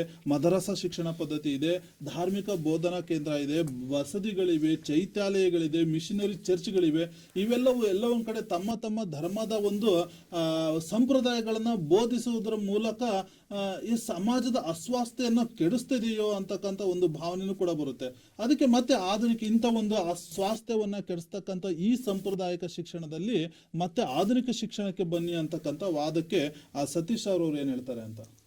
ಸರ್, ನನ್ನ ಎದುರಾಳಿ ಮಿತ್ರರ ಇಬ್ಬರನ್ನ ವಾದವನ್ನು ನೋಡಿದಾಗ ನನಗೆ ಏನು ಅನಿಸ್ತಾ ಇದೆ ಅಂದರೆ ಎಷ್ಟು ಅಸಮಂಜಸವಾಗಿ ಅವ್ರು ಮಾತಾಡ್ತಾ ಇದ್ದಾರೆ ಅಂತ. ಯಾಕೆ ಅಂತಂದರೆ ಮೊದಲನೇದಾಗಿ ಇಬ್ಬರು ಹೇಳಿರ್ತಕ್ಕಂಥ ವಿಚಾರ, ಇವರು ಮೊದಲೇ ಹೇಳಿದ್ರು ಮೌಢ್ಯ ಮತ್ತು ಸಂಪ್ರದಾಯ ಎರಡೂ ಒಂದೇ ಅಂತ ಲೆಕ್ಕಕ್ಕೆ ಹೇಳಿದ್ರು. ಸಂಪ್ರದಾಯಗಳು ಮೌಢ್ಯವನ್ನು ಆಧರಿಸವಾಗಿದ್ದಾವೆ ಅಂತ ಹೇಳಿದ್ರು ಅವರು. ಅದನ್ನೇ ಅವರು ಉನ್ನತೀಕರಿಸ್ಕೊಂಡು ಹೋದರು. ಇಲ್ಲಿ ಮೌಢ್ಯ ಅಂತ ಅಂದ್ಕೂಡ್ಲೆ ಸತಿ ಸಾಗವನ ಪದ್ಧತಿ, ಗಂಡ ಸತ್ ಕೂಡಲೇ ಹೆಂಡತಿ ನೀನು ಹಾರು ಅಂತ ಹೇಳಿದ್ರೆ ಅದ್ರ ಮೌಢ್ಯ ಆಯ್ತಾ. ಇನ್ನೊಂದು ಮನೆಯಲ್ಲಿ ಇರ್ತಕ್ಕಂಥ ಹಿರಿಯರು ಬಂದಾಗ ಅದು ಬಿಡಿ, ಈ ಥರದ ಯಾವ್ದಾದ್ರು ಮೌಢ್ಯವನ್ನು ಆಚರಣೆ ಮಾಡ್ತಾ ಇದ್ರೆ ಅಥವಾ ವರದಕ್ಷಿಣೆ ಪದ್ಧತಿ ಸಮೇತ ಏನೋ ಆಚರಣೆ ಮಾಡ್ತಾರೆ. ಸ್ತ್ರೀಯರ ಅಸಮಾನತೆ ಬಗ್ಗೆ ಸ್ತ್ರೀ ಅಸಮಾನತೆ ಬಗ್ಗೆ ಮಾತಾಡ್ತಿದ್ರೆ ಅದೆಲ್ಲ ಮೌಢ್ಯ ಅಂತ ಹೇಳಿದೆ. ಅದನ್ನ ಮೌಢ್ಯ ಅಂತ ಹೇಳ್ತೀನಿ ನಾನು. ಇಲ್ಲಿ ಒಂದು ಹೇಳಿದೆ ನಾನು, ಯಾವ್ದು ಹೇಳಿದೆ, ಈ ಅದೇ ಮೌಢ್ಯನೇ ನಾವು ಹೇಳ್ತಿರೋ ಅಲ್ಲಲ್ಲ, ಶಿಕ್ಷಣದಿಂದ ಯಾವುದೇ ಹೋಗಲಾಡಿಸಿ ಅಂತ. ಸಂಪ್ರದಾಯಗಳು ಮೌಢ್ಯವನ್ನು ಆಧರಿಸಿಲ್ಲ. ಇದು ಸ್ಪಷ್ಟವಾಗಿ ಘಂಟಾಘೋಷವಾಗಿ ನಾನು ಹೇಳ್ತಕ್ಕಂಥ ಒಂದು ಮಾತು. ಯಾವುದೇ ಸಂಪ್ರದಾಯಗಳು ಮೌಢ್ಯವನ್ನು ಆಧರಿಸಿಲ್ಲ. ಮೌಢ್ಯಗಳೇ ಬೇರೆ, ಸಂಪ್ರದಾಯಗಳೇ ಬೇರೆ. ನೀವು ಅದನ್ನು ದಿಟ್ಟವಾಗಿ ಕರೆಕ್ಟಾಗಿ ತಿಳ್ಕೊಳ್ಳಿ. ಮೌಢ್ಯ ಅಂತ ಯಾಕಲ್ಲ, ಸಂಪ್ರದಾಯ ಮತ್ತು ಮೌಢ್ಯ ಎರಡು ಎಲ್ಲಿ ಸಿಂಕ್ ಮಾಡ್ತೀರಾ ನೀವು? ಮನೆಯಲ್ಲಿ ಬಂದ್ರೆ ಯಾರಾದ್ರೂ ಹಿರಿಯರು ಬಂದ್ರೆ ಕೂತ್ಕೊಳ್ಳಿ ಅಂತ ಹೇಳ್ತಾರೆ, ಮೌಢ್ಯನ? ಅದ್ರ ಮೌಢ್ಯ ಬೇಸಿರ್ತದಂತ ಸಂಪ್ರದಾಯನ? ನೆಲದ ಮೇಲೆ ಕೂತ್ಕೊಂಡು ಮಣೆ ಹಾಕೊಂಡು ಕೂತ್ಕೊಂಡು ಸಂಪ್ರದಾಯಬದ್ಧವಾಗಿ ಊಟ ಮಾಡು ಅಂತ ಹೇಳಿದ್ರೆ ಅದು ಮೌಢ್ಯನ? ಯಾವುದು ಮೌಢ್ಯ ಗೊತ್ತೇನ್ರಿ ಮೇಡಮ್? ನಮ್ಮ ಮನೇಲಿ ಪೂಜೆ ಮಾಡ್ತಾ ಇದ್ದೀವಿ, ನಮ್ಮ ತಂದೆ ಹೋಗಿ ಬೆಕ್ಕು ಕಟ್ಟಾಕು ಅಂತ ಹೇಳಿದ್ರೆ ಅದು ಮೌಢ್ಯ. ನಾನು ಅದ್ರ ಬಗ್ಗೆ ಹೇಳ್ತಾ ಇಲ್ಲ. ಇಲ್ಲಿ ಮೌಢ್ಯನೇ ಬೇರೆ, ಸಂಪ್ರದಾಯನೇ ಬೇರೆ. ನಮ್ಮ ಭಾರತೀಯ ಸಂಸ್ಕೃತಿಯನ್ನು ಉಳಿಸ್ಬೇಕು, ಬೆಳೆಸಬೇಕು ಅಂತಂದ್ರೆ ನಮ್ಮ ಮಕ್ಕಳಿಗೆ ಒಳ್ಳೆಯ ಶಿಕ್ಷಣ, ಒಳ್ಳೆಯ ಒಂದು ರೀತಿ ರಿವಾಜುಗಳನ್ನ, ಶಿಕ್ಷಣ ಅಲ್ಲ, ಶಿಕ್ಷಣವನ್ನು ಕೊಡೋದ್ರ ಜೊತೆಗೆ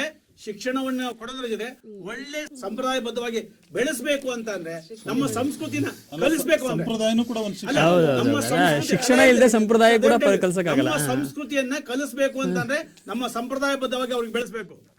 ಈಗ ನಿಮ್ಮ ಶಿಕ್ಷಣ, ಈಗ ಎದುರುಗಡೆ ಕೂತ್ಕೊಂಡಿರ್ತಕ್ಕಂಥ ನಮ್ಮ ಹಸೀನಾ ಮೇಡಮ್ ಅವರು, ಅವ್ರದ್ದೇ ಒಂದು ಉದಾಹರಣೆ ಕೊಡ್ತೀನಿ ಅವಾಗ ನಾನು. ಅವ್ರ ಮಕ್ಕಳಿಗೆ ಅರಿವಿ ಕಲಿಯಕ್ಕೆ ಕಳಿಸ್ತಾರ. ಅವರು ಬಾಲ್ಯದಲ್ಲಿ ಕಳಿಸಿಲ್ಲ ನೀವು? ಯಾಕೆ ಕಳಿಸಿದ್ರಿ? ಅದ್ರ ಶಿಕ್ಷಣನ ನಿಮ್ಮ ಸಂಪ್ರದಾಯವನ್ನ ಅವರು ಅಳವಡಿಸ್ಕೋಬೇಕು ಅಂತ ಕಳಿಸಿದ್ದು. ಆಮೇಲೆ ಇಲ್ಲಿ ಕೂತ್ಕೊಂಡಿದ್ದಾರೆ, ಕಾರ್ಯಕ್ರಮದಲ್ಲಿ ಕೂತ್ಕೊಂಡಿದ್ದಾರೆ ಅವರು. ಕಾರ್ಯಕ್ರಮದಲ್ಲಿ ಕೂತ್ಕೊಂಡಿದ್ದಾರೆ. ಒಳ್ಳೆ ಜೀನ್ಸು ಅಥವಾ ಇನ್ನೊಂದೇನೋ ಪ್ಯಾಂಟ್ ಹಾಕೊಂಡು ಕೂತ್ಬೋದಾಯ್ತು. ಅವರು ಯಾಕೆ ಕೂತ್ಕೊಂಡಿಲ್ಲ? ಅವರು ಮೈ ತುಂಬ ಸೀರೆ ಉಟ್ಕೊಂಡು ಲಕ್ಷಣವಾಗಿ ಹೂವು ಮಾಡ್ಕೊಂಡು ಕೂತ್ಕೊಂಡಿದ್ದಾರೆ. ಅದು ನಮ್ಮ ಸಂಪ್ರದಾಯ ಸ್ವಾಮಿ. ಅದು ಅವರ ಘನತೆ ಗೌರವನ ಹೆಚ್ಚುತ್ತೆ. ಅದೇ ಜೀನ್ಸ್ ಪ್ಯಾಂಟ್ ಹಾಕೊಂಡು ಕೂತ್ಕೊಂಡಿದ್ರೆ ಅವ್ರ ಘನತೆ ಬರ್ತಿತ್ತಾ? ಅವ್ರ ವಿದ್ಯೆ ತೊಗೊಂಡಿದ್ದಕ್ಕೂ ಕೂಡ ಬೆಲೆ ಇರ್ತಿರ್ಲಿಲ್ಲ ಅಲ್ಲಿ. ಸೊ ಹಾಗಾಗಿ ಒಂದು ಮಾತನ್ನು ಹೇಳ್ತೀನಿ, ನಮ್ಮ ಭಾರತೀಯ ಹಿಂದೂ ಸಂಸ್ಕೃತಿಯಲ್ಲಿ ಒಂದು ಮಾತಿದೆ. ಇವತ್ತು ಯಾವುದೋ ದಸರಾ ಹಬ್ಬ ಇರ್ಬೋದು, ದೀಪಾವಳಿ ಹಬ್ಬ ಇರ್ಬೋದು, ಗಣಪತಿ ಹಬ್ಬ ಇರ್ಬೋದು, ಮನೆಯಲ್ಲಿ ಎಷ್ಟು ಓದಿರ್ತಕ್ಕಂಥ ಸೊಸೆ ಇದ್ರು ಕೂಡ, ಹೆಣ್ಮಕ್ಳಿದ್ರು, ಏನಾದ್ರು ಜೀನ್ಸು ಪ್ಯಾಂಟು ಲೆಗ್ಗಿಂಗ್ಸ್ ಹಾಕೊಂಡು ನಿಂತ್ಕೊಂಡ್ರೆ ಪೂಜೆ ಮಾಡ್ಬೇಕಾದ್ರೆ ಶಿಸ್ತಾಗಿ ಅತ್ತೆ ಆದವಳು ಹೇಳ್ತಾರೆ, ತಾಯಿ ಆದವಳು ಹೇಳ್ತಾಳೆ, ಲಕ್ಷಣವಾಗಿ ಹೋಗಿ ಸೀರೆ ಉಟ್ಕೊಂಬಾರಮ್ಮ ಅಂತ. ಅದು ನಮ್ಮ ಸಂಸ್ಕೃತಿ, ಅದು ನಮ್ಮ ಸಂಪ್ರದಾಯ. ಯಾಕೆ ಒಪ್ಕೊಳ್ಳಲ್ಲ ನೀವು ಅವೆಲ್ಲ? ಆಮೇಲೆ ಮೌಢ್ಯಗಳೇ ಬೇರೆ, ಸಂಪ್ರದಾಯನ ಬೇಡಿ. ಎರಡಕ್ಕೂ ಸಿಂಕ್ ಮಾಡಕ್ಕೆ ಯಾವತ್ತೂ ಹೋಗಬೇಡಿ. ಸಂಪ್ರದಾಯದಲ್ಲಿ ಅಂಧ ಅನುಕರಣೆಗಳಿದ್ರೆ ಅದು ಮೌಢ್ಯ.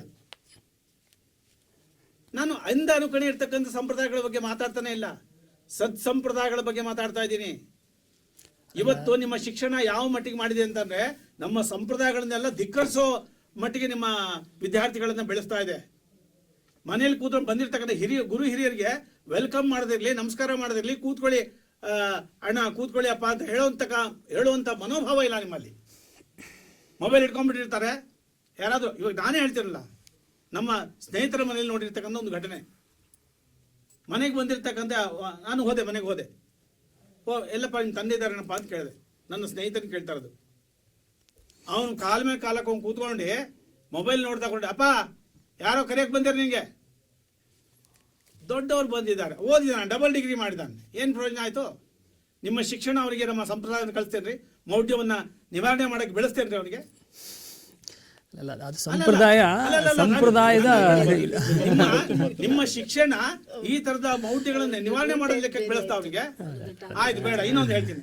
ಇನ್ನು ನಮ್ಮ ಸಂಪ್ರದಾಯದಲ್ಲಿ ಒಂದು ಮಾತಿದೆ. ಏನೋ ಪುರಾತನ ಸಂಪ್ರದಾಯ ನಮ್ದು. ಏನೋ ಮನೆಯಿಂದ ಹೊರಗೆ ಹೋಗ್ಬೇಕಾದ್ರೆ ಒಂದು ಮೊಸರು ಸಕ್ಕರೆಯನ್ನು ತಿಂದು ಕಳಿಸ್ತಾ ಇದ್ರು ನಮ್ಮ ತಾಯಿ ಮೊದಲೇ. ಅಂದರೆ ಬಿಸಿಲಿಗೆ ಹೋದಾಗ ಈ ಮೊಸರು ಸಕ್ಕರೆಯನ್ನು ತಿಂದು ಹೋದರೆ ಒಂದು ಗ್ಲೂಕೋಸ್, ಒಂದು ಎನರ್ಜಿ ಸಿಗುತ್ತೆ, ನಾವು ಹೋಗ್ತಕ್ಕಂಥ ಕೆಲಸದಲ್ಲಿ ಯಶಸ್ವಿ ಆಗುತ್ತೆ ಅಂತ. ಇಂಥ ಸತ್ಸಂಪ್ರದಾಯಗಳು ನಮ್ಮಲ್ಲಿದ್ವು. ಇವತ್ತು ಸಕ್ಕರೆ ಮೊಸರನ್ನ ಕೊಡೋದಿರಲಿ, ಮನೆಗೆ ಬಂದರೆ ನೀರು ಕೊಡಿಸಲ್ಲ ಸ್ವಾಮಿ ನಿಮ್ಮ ಶಿಕ್ಷಣ. ಅಷ್ಟು ರೀತಿಯಲ್ಲಿ ನಮ್ಮ ಸಂಪ್ರದಾಯಗಳನ್ನು ಧಿಕ್ಕರಿಸಿದೆ. ಈ ನಮ್ಮ ಸಂಪ್ರದಾಯಬದ್ಧವಾಗಿ ನಮ್ಮ ಮೌಢ್ಯಗಳನ್ನು ನಿವಾರಣೆ ಮಾಡ್ಬೋದು ಅಂತಂದರೆ ಇನ್ನೊಂದು ಉದಾಹರಣೆ ಕೊಡ್ತೀನಿ. ಇವತ್ತು ಹಳ್ಳಿಗಳಲ್ಲಿರ್ಬೋದು ಅಥವಾ ಪಟ್ಟಣಗಳಲ್ಲಿ ಎಲ್ಲೇ ಇರ್ಬೋದು, ಕೆಲವು ಹಬ್ಬ ಹರಿದಿನಗಳನ್ನು ಆಚರಣೆ ಮಾಡಬೇಕಾದ್ರೆ ನಾವು ಯಥಾವತ್ತಾಗಿ ಬರಲೇಬೇಕು ಮನೆಗೆ ಅಂತ. ಎಲ್ಲೇ ದೂರದಲ್ಲಿರ್ಬೋದು ಕೂಡ, ಏನೇ ಶಿಕ್ಷಣದೊಳಗೆ ಹೋಗಿದ್ರು ಕೂಡ ಅಥವಾ ಯಾವುದೇ ಕೆಲಸದ ಮೇಲೆ ಹೋಗಿದ್ರು ಕೂಡ ಅವ್ರಿಗೆಲ್ಲರಿಗೂ ಕೂಡ ಆ ದಿನ ಬರವಣಿಗೆ ಬರೋಕ್ಕೆ ಹೇಳ್ತೀವಿ. ಸಂಪ್ರದಾಯಬದ್ಧವಾಗಿ ಅಲ್ಲಿ ಏನು ಮಾಡಬೇಕು ಆ ಆಚರಣೆಗಳನ್ನೆಲ್ಲ ಮಾಡ್ತೀವಿ. ಈ ಒಂದು ಆಚರಣೆಗಳಿದಾವಲ್ಲ, ನಮ್ಮಲ್ಲಿರ್ತಕ್ಕಂಥ ಮೌಢ್ಯಗಳನ್ನು ನಿವಾರಣೆ ಮಾಡುತ್ತೆ. ಒಂದು ಒಟ್ಟು ಕುಟುಂಬದ ಪರಿಕಲ್ಪನೆಯನ್ನು ಬೆಳೆಸುತ್ತೆ.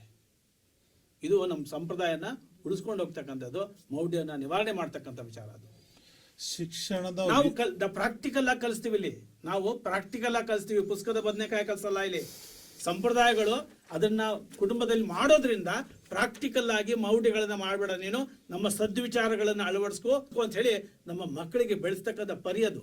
ಮತ್ತೆ ಬರ್ತೀನಿ ಸರ್. ಇಲ್ಲಿ ಸತೀಶ್ ಅವರ ವಾದದಲ್ಲಿ ಶಿಕ್ಷಣದ ಕೆಲವು ವಿಫಲತೆಗಳನ್ನ ಅವ್ರು ಗಮನಿಸಿದ್ರು. ಇನ್ನೂ ಕೂಡ ನಮ್ಮ ಸಮಾಜದಲ್ಲಿ ಕಾಣ್ತಾ ಇದೆ, ನೋಡಿರ್ಬೋದು. ಅತಿಯಾಗಿ ಶಿಕ್ಷಣವನ್ನು ಪಡೆದಿರ್ತಕ್ಕಂಥವ್ರು ನಮ್ಮ ಸಾಂಪ್ರದಾಯಿಕ ವಿವಾಹ ಪದ್ಧತಿಯನ್ನು ತಿರಸ್ಕರಿಸಿ ಲಿವಿಂಗ್ ಟುಗೆದರ್ ಅನ್ನ ಆಚರಣೆ ಮಾಡ್ತಾರೆ. ಅತಿಯಾದಂತಹ ಶಿಕ್ಷಣವನ್ನ ಪಡೆದಿರ್ತಕ್ಕಂಥವ್ರು ಹೆಂಗೆ ಅತಿಯಾಗಿರ್ತಕ್ಕಂಥ ಶಿಕ್ಷಣವನ್ನು ಪಡೆದಿದ್ದಾರೋ ಅದೇ ಆ ರೀತಿ ಮಿತಿಯಾಗಿರ್ತಕ್ಕಂಥ ಬಟ್ಟೆಯನ್ನು ಧರಿಸಿದ್ದು ಕೂಡ ನಮ್ಮ ಶಿಕ್ಷಣ ಗುರುತಿಸ್ತಾ ಇದೆ. ಮತ್ತೆ ಇವತ್ತು ಫುಡ್ ಕಲ್ಚರ್ ಹೆಂಗಿದೆ ಅಂದ್ರೆ, ಸಾಂಪ್ರದಾಯಿಕವಾಗಿ ನಮ್ಮ ಅಜ್ಜಿ ಮತ್ತೆ ನಮ್ಮ ತಾತಂದಿರು ಹಾಕಿಕೊಟ್ಟಂತಹ ಒಳ್ಳೆಯ ಫುಡ್ ಅನ್ನ ಬಿಟ್ಟು ಇವತ್ತು ಯಾವುದೋ ಒಂದು ಆಧುನಿಕತೆಯ ಫುಡ್ಗೆ ತಲೆದೋಗಿರ್ತಕ್ಕಂಥದ್ದು ಕೂಡ ನಮ್ಮ ಶಿಕ್ಷಣದ ಏನು ಉನ್ನತೀಕರಣ ಹೊಂದಿರ್ತಕ್ಕಂಥ ವಿದ್ಯಾರ್ಥಿಗಳು ಅಥವಾ ತಜ್ಞರು ಅಂತ ಹೆಂಗ್ ಅವರೆಲ್ಲ ಫಾಲೋ ಮಾಡ್ತಾರೆ. ಮತ್ತೆ ಅವರ ಒಂದು ಹೇಗಿದೆ ಅಂದ್ರೆ ಆತಿಥ್ಯ ಹೇಗಿದೆ ಅಂತಂದ್ರೆ ಅದು ಹೇಳಕ್ಕೆ ಆಗಲ್ಲ. ಆಲ್ರೆಡಿ ಅವರು ಎಕ್ಸಾಂಪಲ್ ಕೊಟ್ಬಿಟ್ಟಿದ್ದಾರೆ. ಆತಿಥ್ಯಕ್ಕೆ ಬಂದ್ರೆ ಯಾರೇ ಗುರು ಹಿರಿಯರು ಮನೆಗೆ ಬಂದರೂ ಕೂಡ ನೋಡದೆ ಇರ್ತಾರೆ. ಇವತ್ತು ಅವರಿಗೆಲ್ಲ ಮತ್ತೆ ಸಂಪ್ರದಾಯದ ಮೂಲಕನೇ ಕಳಿಸ್ಬೇಕು. ನೋಡಮ್ಮ ಹಿಂಗ್ ಬರ್ತಾರೆ ಮನೆಗೆ, ನೀನೇನೋ ದೊಡ್ಡದಾಗಿ ಓದಿದಿ ಅಂತ ಅಹಂಕಾರ ಪಡಕ್ ಹೋಗ್ಬೇಡ, ಸ್ವಲ್ಪ ಬಂದವ್ರನ್ನ ಮಾತಾಡ್ಸು. ಇವತ್ತು ತಂದೆ ತಾಯಿ ನಾವು ಯಾರು ಕೂಡ ಮನೆಗಿರಲ್ಲ, ಹಿಂಗೊಬ್ರು ಬರ್ತಿದ್ದಾರೆ, ಬಂದ ಸ್ವಲ್ಪ ಮಾತಾಡೋಕೆ, ಸ್ವಲ್ಪ ಅಟ್ಲೀಸ್ಟ್ ಕಾಫಿ ಟೀನಾದ್ರು ಮಾಡ್ಕೊಡಮ್ಮ, ಅವರಿಗೆ ಸ್ವಲ್ಪ ಚೆನ್ನಾಗಿ ಮಾತಾಡ್ ಕಳ್ಸು ಅಂತ ಮತ್ತೆ ತಂದೆ ತಾಯಿಗಳೇ ಬುದ್ಧಿ. ಯಾವ ಮಟ್ಟಿಗೆ ಹೋಗಿದೆ ಅಂತಂದ್ರೆ, ಬಂದವ್ರ ಹತ್ರ ನೀನು ಸಂಪ್ರದಾಯಬದ್ಧವಾಗಿ ನಿಂತ್ಕೊಂಡು ನಡ್ಕೊಂಡು ನಮ್ಮ ಮರ್ಯಾದೆ ಉಳಿಸುವಂತ ರಿಕ್ವೆಸ್ಟ್ ಮಾಡೋಂಗಾಗಿದೆ. ತಂದೆ ತಾಯಿಗಳು ಹೇಳು ಹೋಗ್ತಕ್ಕಂಥ ಒಂದು ಇವೆಲ್ಲ ಕೂಡ ಗುರುತಿರ್ತಕ್ಕಂಥದ್ದು. ಇಷ್ಟೆಲ್ಲ ನಡುವೆಯೂ ಕೂಡ ಎಲ್ಲೋ ಒಂದ್ ಕಡೆ ಮತ್ತೆ ಸಂಪ್ರದಾಯ ಶಿಕ್ಷಣಕ್ಕೆ ಎಲ್ಲೋ ಮಹತ್ವ ಬರ್ತಾ ಇದೆಯೇನೋ ಅಂತ ಅನಿಸುತ್ತೆ. ಯಾಕಂದ್ರೆ ವಿಫಲತೆಯ ಒಂದು ಕಾರಣದಿಂದ. ಆದ್ರೂ ಕೂಡ ಶಿಕ್ಷಣದ ಆಧುನಿಕ ಶಿಕ್ಷಣದ ಒಂದು ಬಗ್ಗೆ ಸಂಪೂರ್ಣವಾಗಿ ಅದನ್ನು ತಿರಸ್ಕಾರ ಮಾಡೋ ಹಾಗಿಲ್ಲ. ಮಾಡಿದ್ರೆ ಮತ್ತೆ ಶಿಕ್ಷಣದ ಸಫಲತೆನೇ ಇದೆ, ಮೂಲೋದ್ದೇಶನೇ ಇದೆ. ಒಂದು ಒಳ್ಳೆಯ ಗುರಿಯೆಡೆಗೆ, ಒಂದು ಒಳ್ಳೆಯ ನೀತಿಯೊಳಗೆ, ಒಳ್ಳೆಯ ಮೌಲ್ಯದೊಂದಿಗೆ ಸಾಕ್ತಕ್ಕಂಥದ್ದೇ ಆಧುನಿಕ ಶಿಕ್ಷಣದ ಗುರಿಯೂ ಕೂಡ ಆಗಿದೆ. ಹಾಗಿದ್ರೆ ಆಧುನಿಕ ಶಿಕ್ಷಣ ಅಥವಾ ಶಿಕ್ಷಣದ ಮೂಲಕ ಮೌಢ್ಯಗಳನ್ನ ಮತ್ತೆ ನೀವು ಹೇಗೆ ತೊಲಗಿಸ್ತೀರಾ, ಮತ್ತೆ ನಿಮ್ಮ ಅಂಶಗಳೇನು ಅಂತ? ಸರ್, ನನಗೀಗ ಈ ಸಂದರ್ಭದಲ್ಲಿ ಸಿದ್ದಯ್ಯ ಪುರಾಣಿಕ ಅವರ ಒಂದು ವಚನ ನೆನಪಾಗ್ತದೆ. ನಾನು ಹುಟ್ಟಿದ ಮೇಲೆ ತಾನೇ ಅರ್ಥಕ್ಕೆ ಶಬ್ದ, ನಾದಕ್ಕೆ ವಾದ್ಯ, ಚಿತ್ರಕ್ಕೆ ಕುಂಚ, ಶಿಲ್ಪಕ್ಕೆ ಉಳಿ, ನಿನಗೆ ಭಕ್ತ ದೊರೆತದು. ಇದು ಸಾಮಾನ್ಯವಾಗಿ ಜ್ಞಾನದ ಆಧಾರದ ಮೇಲೆ ನಿಂತಿರ್ತಕ್ಕಂಥ ಸಿದ್ದಯ್ಯ ಪುರಾಣಿಕರ ಒಂದು ವಚನ. ಸರ್ ಹೇಳಿದ್ರು ಅಂದರೆ ಮೌಢ್ಯತೆ ಬೇರೆ, ಸಂಪ್ರದಾಯ ಬೇರೆ ಅಂತ. ನಾನು ಮೌಢ್ಯತೆ ಸಂಪ್ರದಾಯ ಎರಡು ಒಂದೇ ಅಂತ ಹೇಳ್ತಾ ಇಲ್ಲ. ಮೌಢ್ಯತೆ ಮುಂದುವರೆದ ಭಾಗವೇ ಸಂಪ್ರದಾಯ. ಹೇಳ್ತಿದ್ದೀವಿ ಮೌಢ್ಯತೆನೇ ಬೇರೆ, ಸಂಪ್ರದಾಯನೇ ಬೇರೆ. ಸಂಪ್ರದಾಯಕ್ಕೆ ಉದಾಹರಣೆ ಕೊಡಿ ಸರ್. ಹೇಳಿ ಸರ್. ಸಕ್ಕರೆ ಕೊಡ್ತಕ್ಕಂಥದ್ದು ಗುರು ಹಿರಿಯರಿಗೆ ಗೌರವ ಕೊಡ್ತಕ್ಕಂಥ ಸಂಪ್ರದಾಯ. ಹೌದು. ಈಗ ಒಂದು ನಿಮಿಷ, ಬೆಕ್ಕು ಅಡ್ಡ ಬಂತು ಅಂತ ಹೇಳಿ ಅದು ಮೌಢ್ಯ. ಅದು ಸಂಪ್ರದಾಯನ ಹೋಗ್ಬೇಡ ಅಂತ ಹೇಳಿದ್ರೆ, ಬೆಕ್ಕಡ್ಡ ಬಂದೆ ನೀವು ಹೋಗ್ಬೇಡ ಅಂತ ಹೇಳಿದ್ರೆ ಸಂಪ್ರದಾಯ ನಾವು ಏನ್ ಹೇಳ್ತೇವೆ, ಬೆಕ್ಕಿಗೆ ನಾವು ಅಡ್ಡ ಹೋಗಿದ್ದೇವೋ ಅದು ಅಂತಿರ್ತೇವೆ, ಅದು ನಮ್ಮಂಗ ಪ್ರಾಣಿ. ಹೌದು, ಭಾಗ ಅದು ಜೊತೆಗೆ ನಾವು ಮೌಢ್ಯತೆನೂ ಸೇರ್ಕೊಂಡ್ಬಿಟ್ಟಿದೆ. ಅದನ್ನ ಸಂಪ್ರದಾಯ ಅಂತಾನೆ ಹೇಳೋದು. ಅಲ್ಲಲ್ಲ, ಈಗ ಬೆಕ್ಕು ಅಡ್ಡ ಹೋಯ್ತು ಹೋಗ್ಬೇಡ ಅಂತ ಹೇಳುವಂತದ್ದು ಶಿಕ್ಷಣವೋ ಸಂಪ್ರದಾಯವೋ? ನಮ್ಮ ಸತ್ ಸಂಪ್ರದಾಯಗಳ ಪಾಲನೆ ಮಾಡಬೇಕು, ಅಲ್ಲಿ ಮೌಢ್ಯಗಳು ಮಾಡಬಾರ್ದು. ಅಲ್ಲ, ನಾನು ಹೇಳೋದೇನಂದ್ರೆ ಸರ್, ಮೌಢ್ಯದೊಂದಿಗೆ ಸಂಪ್ರದಾಯಗಳೊಂದಿಗೆ ಮೌಢ್ಯಗಳು ಬೆರೆತು ಹೋಗಿವೆ. ಇಲ್ಲಿ ಅದನ್ನು ಡಿಫ್ರೆನ್ಸಿಯೇಷನ್ ಮಾಡೋದು ಬಹಳ ಕಷ್ಟ ಇದೆ. ಈಗ ಉತ್ತರ ಕರ್ನಾಟಕದಲ್ಲಿ ನಮ್ಮಲ್ಲಿ ಒಂದು ಬೆತ್ತಲೆ ಸೇವೆ ನಡೀತದೆ. ಬೆತ್ತಲೆ ಸೇವೆಯನ್ನು ಸಂಪ್ರದಾಯದ ಹೆಸರಿನಲ್ಲಿ ನಾವು ಸಮರ್ಥಿಸ್ಕೊಳ್ತಾ ಇದ್ದೀವಿ. ಇವತ್ತು ಬಹಳಷ್ಟು ಊರಬ್ಬ ನಡೀತಾ ಇದೆ, ಈಗ ಮಾರಮ್ಮನ ಹಬ್ಬಗಳು ನಡೀತದೆ. ಪ್ರಾಣಿ ಬಲಿಯನ್ನು ಸಂಪ್ರದಾಯದ ಹೆಸರಿನಲ್ಲಿ ನಾವು ಇವತ್ತು ಸಮರ್ಥಿಸ್ಕೊಳ್ತಾ ಇದ್ದೀವಿ. ಅದನ್ನ ಮೌಢ್ಯತೆ ಅಂತ ಹೇಳ್ತಿರೋ, ಸಂಪ್ರದಾಯ ಅಂತ ಹೇಳ್ತಿರೋ, ಸತೀಶ್ ಸರ್ಗೆ ಹೇಳಿದ್ರೆ ಅವ್ರು ಹೇಳ್ತಾರೆ ಅದು ಸಂಪ್ರದಾಯ, ಅದು ಮೌಢ್ಯತೆ ಅಂತ ಹೇಳ್ತಾರೆ. ವಾಸ್ತವಿಕ ಅಂಥ ಮೌಢ್ಯತೆಯನ್ನು ಎನ್ಕರೇಜ್ ಮಾಡ್ತಾ ಇರೋದು ಯಾವುದು ಅಂದರೆ ಸಂಪ್ರದಾಯ.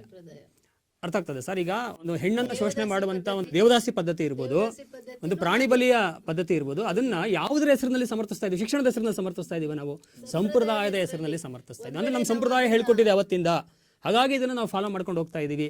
ಈ ಸಂಪ್ರದಾಯದ ಹೆಸರಿನಲ್ಲಿ ಇವತ್ತು ನಾವು ರಾಜಕೀಯ ಶಕ್ತಿಯನ್ನು ಕೂಡ ನಮ್ಮ ಕಂಟ್ರೋಲಲ್ಲಿ ತಗೋತಾ ಇದೀವಿ ಇವತ್ತು. ಯಾಕಂದ್ರೆ ನಮ್ಮ ಹಿಂದಿನಿಂದ ಬಂದದ್ದು ನಾವು ಫಾಲೋ ಮಾಡ್ತೀವಿ.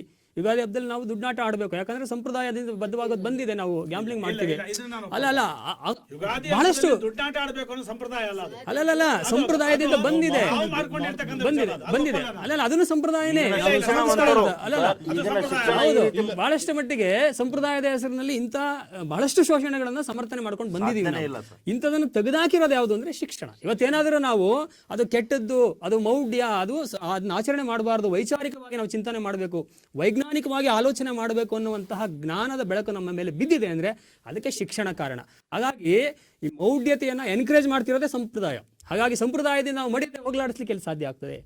ಹಾಗಾಗಿ ಮೌಢ್ಯತೆ ಅನ್ನುವಂಥದ್ದು ಸಂಪ್ರದಾಯದ ನೆರಳಿನಲ್ಲಿ ಭದ್ರವಾಗಿ ಉಳ್ಕೊಳ್ತಾ ಇದೆ. ಹಾಗಾಗಿ ಸಂಪ್ರದಾಯದ ಮನೋಭಾವನೆಯನ್ನು ಬಿಟ್ಟು ನಾವು ಆಧುನಿಕ ಒಂದು ಮನೋಭಾವನೆಗೆ ಬರೋದಾದ್ರೆ ನಾವು ಬಹಳಷ್ಟು ಮಟ್ಟಿಗೆ ಇಲ್ಲಿ ಶಿಕ್ಷಣ ಅನ್ನುವಂಥದ್ದು ಅದಕ್ಕೆ ಕಾರಣ ಆಗ್ತದೆ. ಜೊತೆಗೆ ಅವ್ರು ಹೇಳ್ತಿದ್ರು ಸರ್, ಹಿರಿಯರಿಗೆ ಗೌರವ ಕೊಡೋದು ಬರ್ತಾ ಇಲ್ಲ ಅಂತ. ಅದಕ್ಕೆ ಶಿಕ್ಷಣ ಕಾರಣ ಅಲ್ಲ ಸರ್. ಇವತ್ತು ಬದಲಾಗ್ತಾ ಇರತಕ್ಕಂಥ ಸಮಾಜದಲ್ಲಿ ನಮ್ಮ ವ್ಯಕ್ತಿತ್ವ ಹಾಗಾಗ್ತಾ ಇದೆ. ಇವಾಗ ನಾವೇನ್ ಮಾಡ್ತಾ ಇದೀವಿ, ದಯವಿಟ್ಟು ಮಧ್ಯದಲ್ಲಿ ಒಂದು ಮಾತಾಡ್ತಾ ಇದ್ದೀನಿ. ನೀವು ಚರ್ಚೆ ಮಾಡಕ್ಕೆ ನಿಂತಿರೋ ವಿಚಾರ ಅಂತಂದ್ರೆ ನಾವು ಶಿಕ್ಷಣದ ಮೂಲಕ ಮೌಢ್ಯವನ್ನ ನಿವಾರಣೆ ಹೌದೌದು ಆ ಒಂದು ವಿಚಾರ ಚರ್ಚೆ ಮಾಡ್ತೀವಿ. ಹೌದೌದು ಸರ್. ಇವಾಗ ನೀವೇನ್ ಹೇಳಿದ್ರಿ ಒಂದು ಮಾತು, ಯಾರಾದ್ರೂ ಗುರು ಹಿರಿಯರು ಬಂದಾಗ ನಮಸ್ಕಾರ ಮಾಡಲ್ಲ ಅಂದ್ರೆ ಅದು ನಮಗೆ ಶಿಕ್ಷಣ ಕಾರಣ ಅಲ್ಲ ಅಂತಂದ್ರೆ ಅಲ್ಲ, ಶಿಕ್ಷಣ ಏನ್ ಕಾರಣ ಆಗ್ತದೆ ಸರ್ ಅದಕ್ಕೆ? ಅಲ್ಲ, ಶಿಕ್ಷಣ ಏನಾದ್ರೂ ಗುರು ಹಿರಿಯರಿಗೆ ನಮಸ್ಕಾರ ಮಾಡಬೇಡಿ ಅಂತ ಹೇಳಿದ್ಯಾ? ಅವ್ರ ವಾದವನ್ನ ಕಂಪ್ಲೀಟ್ ಹೇಳಿದೆಯಾ ಸರ್? ಶಿಕ್ಷಣ ಇಲ್ಲಾದ್ರೂ ಗುರು ಹಿರಿಯರಿಗೆ ಮತ್ತೆ ಬರ್ತೀನಿ. ಗುರುವನ್ನ ಗೌರವಿಸುವಂತಾನೆ ಶಿಕ್ಷಣ ಹೇಳೋದು. ಯಾವ ಕಾರಣಕ್ಕೂ ಗುರುವನ್ನ ಗೌರವಿಸಬೇಡ ಅಂತ ಯಾವ ಶಿಕ್ಷಣವೂ ಹೇಳ್ಕೊಟ್ಟಿಲ್ಲ. ಇವಾಗ ಶಿಕ್ಷಣ ಕಾರಣ ಅಲ್ಲ ಅಂದ್ರೆ ಅದು ಆತರ ಅಗೌರವ ತೋರ್ತಾನೆ ಅಂದ್ರೆ ನಿಮ್ಮ ಶಿಕ್ಷಣದಿಂದ ಅಲ್ಲ ಸರ್, ಏನು ಸದ್ವಿಚಾರವನ್ನು ಕಲಿತ- ಅವ್ರ ವಾದ ಕಂಪ್ಲೀಟ್ ನಾನು ಹೇಳ್ತಾ ಇರೋದೇನಂದ್ರೆ ಶಿಕ್ಷಣ ಯಾವತ್ತಿಗೂ ಗುರುವಿಗೆ ಗೌರವ ಕೊಡ್ಬೇಡ ಅಂತ ಹೇಳ್ಕೊಟ್ಟಿಲ್ಲ. ಯಾಕಂದ್ರೆ ಶಿಕ್ಷಣ ಹೇಳ್ಕೊಡೋದು ವಿದ್ಯಾ ದದಾತಿ ವಿನಯಂ ಅಂತ. ಯಾರು ಶಿಕ್ಷಣ ಕಲಿತಾನೆ ಅವನು ವಿನಯವನ್ನ ಕಲಿತಾನೆ. ಹಾಗಾಗಿ ಅವನ ಸ್ವಯಂ ವರ್ತನೆ ಅಥವಾ ಅವರ ಕುಟುಂಬದ ಪ್ರಭಾವ ಇರ್ಬೋದು ಅಷ್ಟೇ. ಪ್ರಭಾವ ಅಲ್ಲ, ಆಚರಣೆ. ಎಲ್ಲ ವಿದ್ಯಾರ್ಥಿಗಳು ಹಾಗೆ ಇದಾರ? ಹಾಗಾದ್ರೆ ಶಿಕ್ಷಣ ಕಲಿತವರೆಲ್ಲರಿಗೂ ಗುರುಗಳಿಗೆ ಶಿಕ್ಷಣ ಇದು ವಿನಯ ತೋರಿಸ್ತಾ ಇಲ್ವೇ, ಗೌರವಿಸ್ತಾ ಇಲ್ವೇ? ಯಾರೋ ಒಬ್ಬ ಮಾಡ್ದ ಅಂತ ಹೇಳ್ಬಿಟ್ಟು ಶಿಕ್ಷಣ ಕಲಿತವರೆಲ್ಲರಿಗೂ ದುರಾಂಕಾರ ಅಂತ ಹೇಳುವಂಥದ್ದು ಇದೆಯಲ್ಲ ಸರ್, ಅದು ಸೂಕ್ತವಾದದ್ದಲ್ಲ. ಹಾಗಾಗಿ ಅಲ್ಲಲ್ಲ, ಈ ಶಿಕ್ಷಣ ಕಲಿತವರೆಲ್ಲರೂ ಕೂಡ ದುರಾಂಕಾರ ಜಾಸ್ತಿ ಆಗ್ತಾ ಇದೆ, ಅಹಂ ಜಾಸ್ತಿ ಆಗ್ತಾ ಇದೆ ಅನ್ನುವಂಥದ್ದು ಸೂಕ್ತವಾದ ವಿಚಾರ ಅಲ್ಲ. ಯಾರೋ ಒಬ್ರು ವರ್ತಿಸಿರ್ಬೋದು. ಕುಟುಂಬ ಕಾರಣ ಅಂತ ಹೆಂಗ್ ಹೇಳ್ತೀರಾ? ಅಲ್ಲಲ್ಲ, ಕುಟುಂಬದಲ್ಲಿ ತಂದೆ ತಾಯಿಗಳು ಸರಿಯಾದ ಮಾರ್ಗದರ್ಶನ ಮಾಡದೇ ಇರೋ ಕಾರಣ ಅಂತ ಹೇಳ್ಕೊಟ್ಟಿದ್ದಾರಂತಾರ ಅಲ್ಲ, ಅವ್ರು ಹೇಳ್ಕೊಟ್ಟಿದ್ದಾರೆ ಅಂತ ಅಲ್ಲ, ಅವ್ರು ಅದನ್ನ ಹೇಳದೇ ಇರ್ಬೋದು. ಬರ್ತೀನಿ. ಹಾಗಾಗಿ ಇಲ್ಲಿ ಏನಾಗ್ತಾ ಇದೆ ಅಂತಂದ್ರೆ, ಯಾಕೆ ಅದನ್ನ ಅವರು ಶಿಕ್ಷಣಕ್ಕೆ ಅದನ್ನ ವರ್ಗಾವಣೆ ಮಾಡಿಬಿಟ್ಟು ಶಿಕ್ಷಣ ಜವಾಬ್ದಾರಿ ಯಾರು ಅಂತಂದ್ರೆ, ಆದ ರೀತಿ ಅಗೌರವವನ್ನ ತೋರಿಸ್ತಕ್ಕಂಥವ್ರು ಎಲ್ಲ ಒಂದ್ ಕಡೆ ಪದವಿ ಪೂರ್ಣ ಮಾಡಿರ್ತಾರೆ, ಎಲ್ಲ ಒಂದ್ ಕಡೆ ಸ್ನಾತಕೋತ್ತರ ಪದವಿಯನ್ನ ಪೂರ್ಣ ಮಾಡಿರ್ತಾರೆ, ಎಲ್ಲ ಒಂದ್ ಕಡೆ ಇಂಜಿನಿಯರ್ ಪೂರ್ಣ ಮಾಡಿರ್ತಾರೆ, ಎಲ್ಲ ಒಂದ್ ಕಡೆ ಡಾಕ್ಟರೇಟ್ ಪದವಿಯನ್ನ ಗಳಿಸಿರ್ತಾರೆ.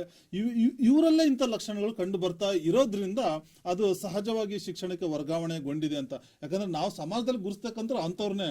ಈಗ ಯಾರೋ ಒಬ್ಬ SSLC ಫೇಲ್ ಆಗಿರ್ತಾನೋ ಅಥವಾ ಇನ್ನೇನೋ ಕಡಿಮೆ ಶಿಕ್ಷಣ ಓದಿದ್ರೆ ಅವ್ನು ಮಾಡ್ತಾನೆ, ಅವ್ನು ಕರೆಕ್ಟ್, ಅವನ ಮೇಲೆ ನಂಬಿಕೆ ಇರುತ್ತೆ, ಬಂದಿರ್ತಕ್ಕಂಥ ಚೆನ್ನಾಗಿ ನೋಡ್ತಾನೆ ಅಂತಂದು.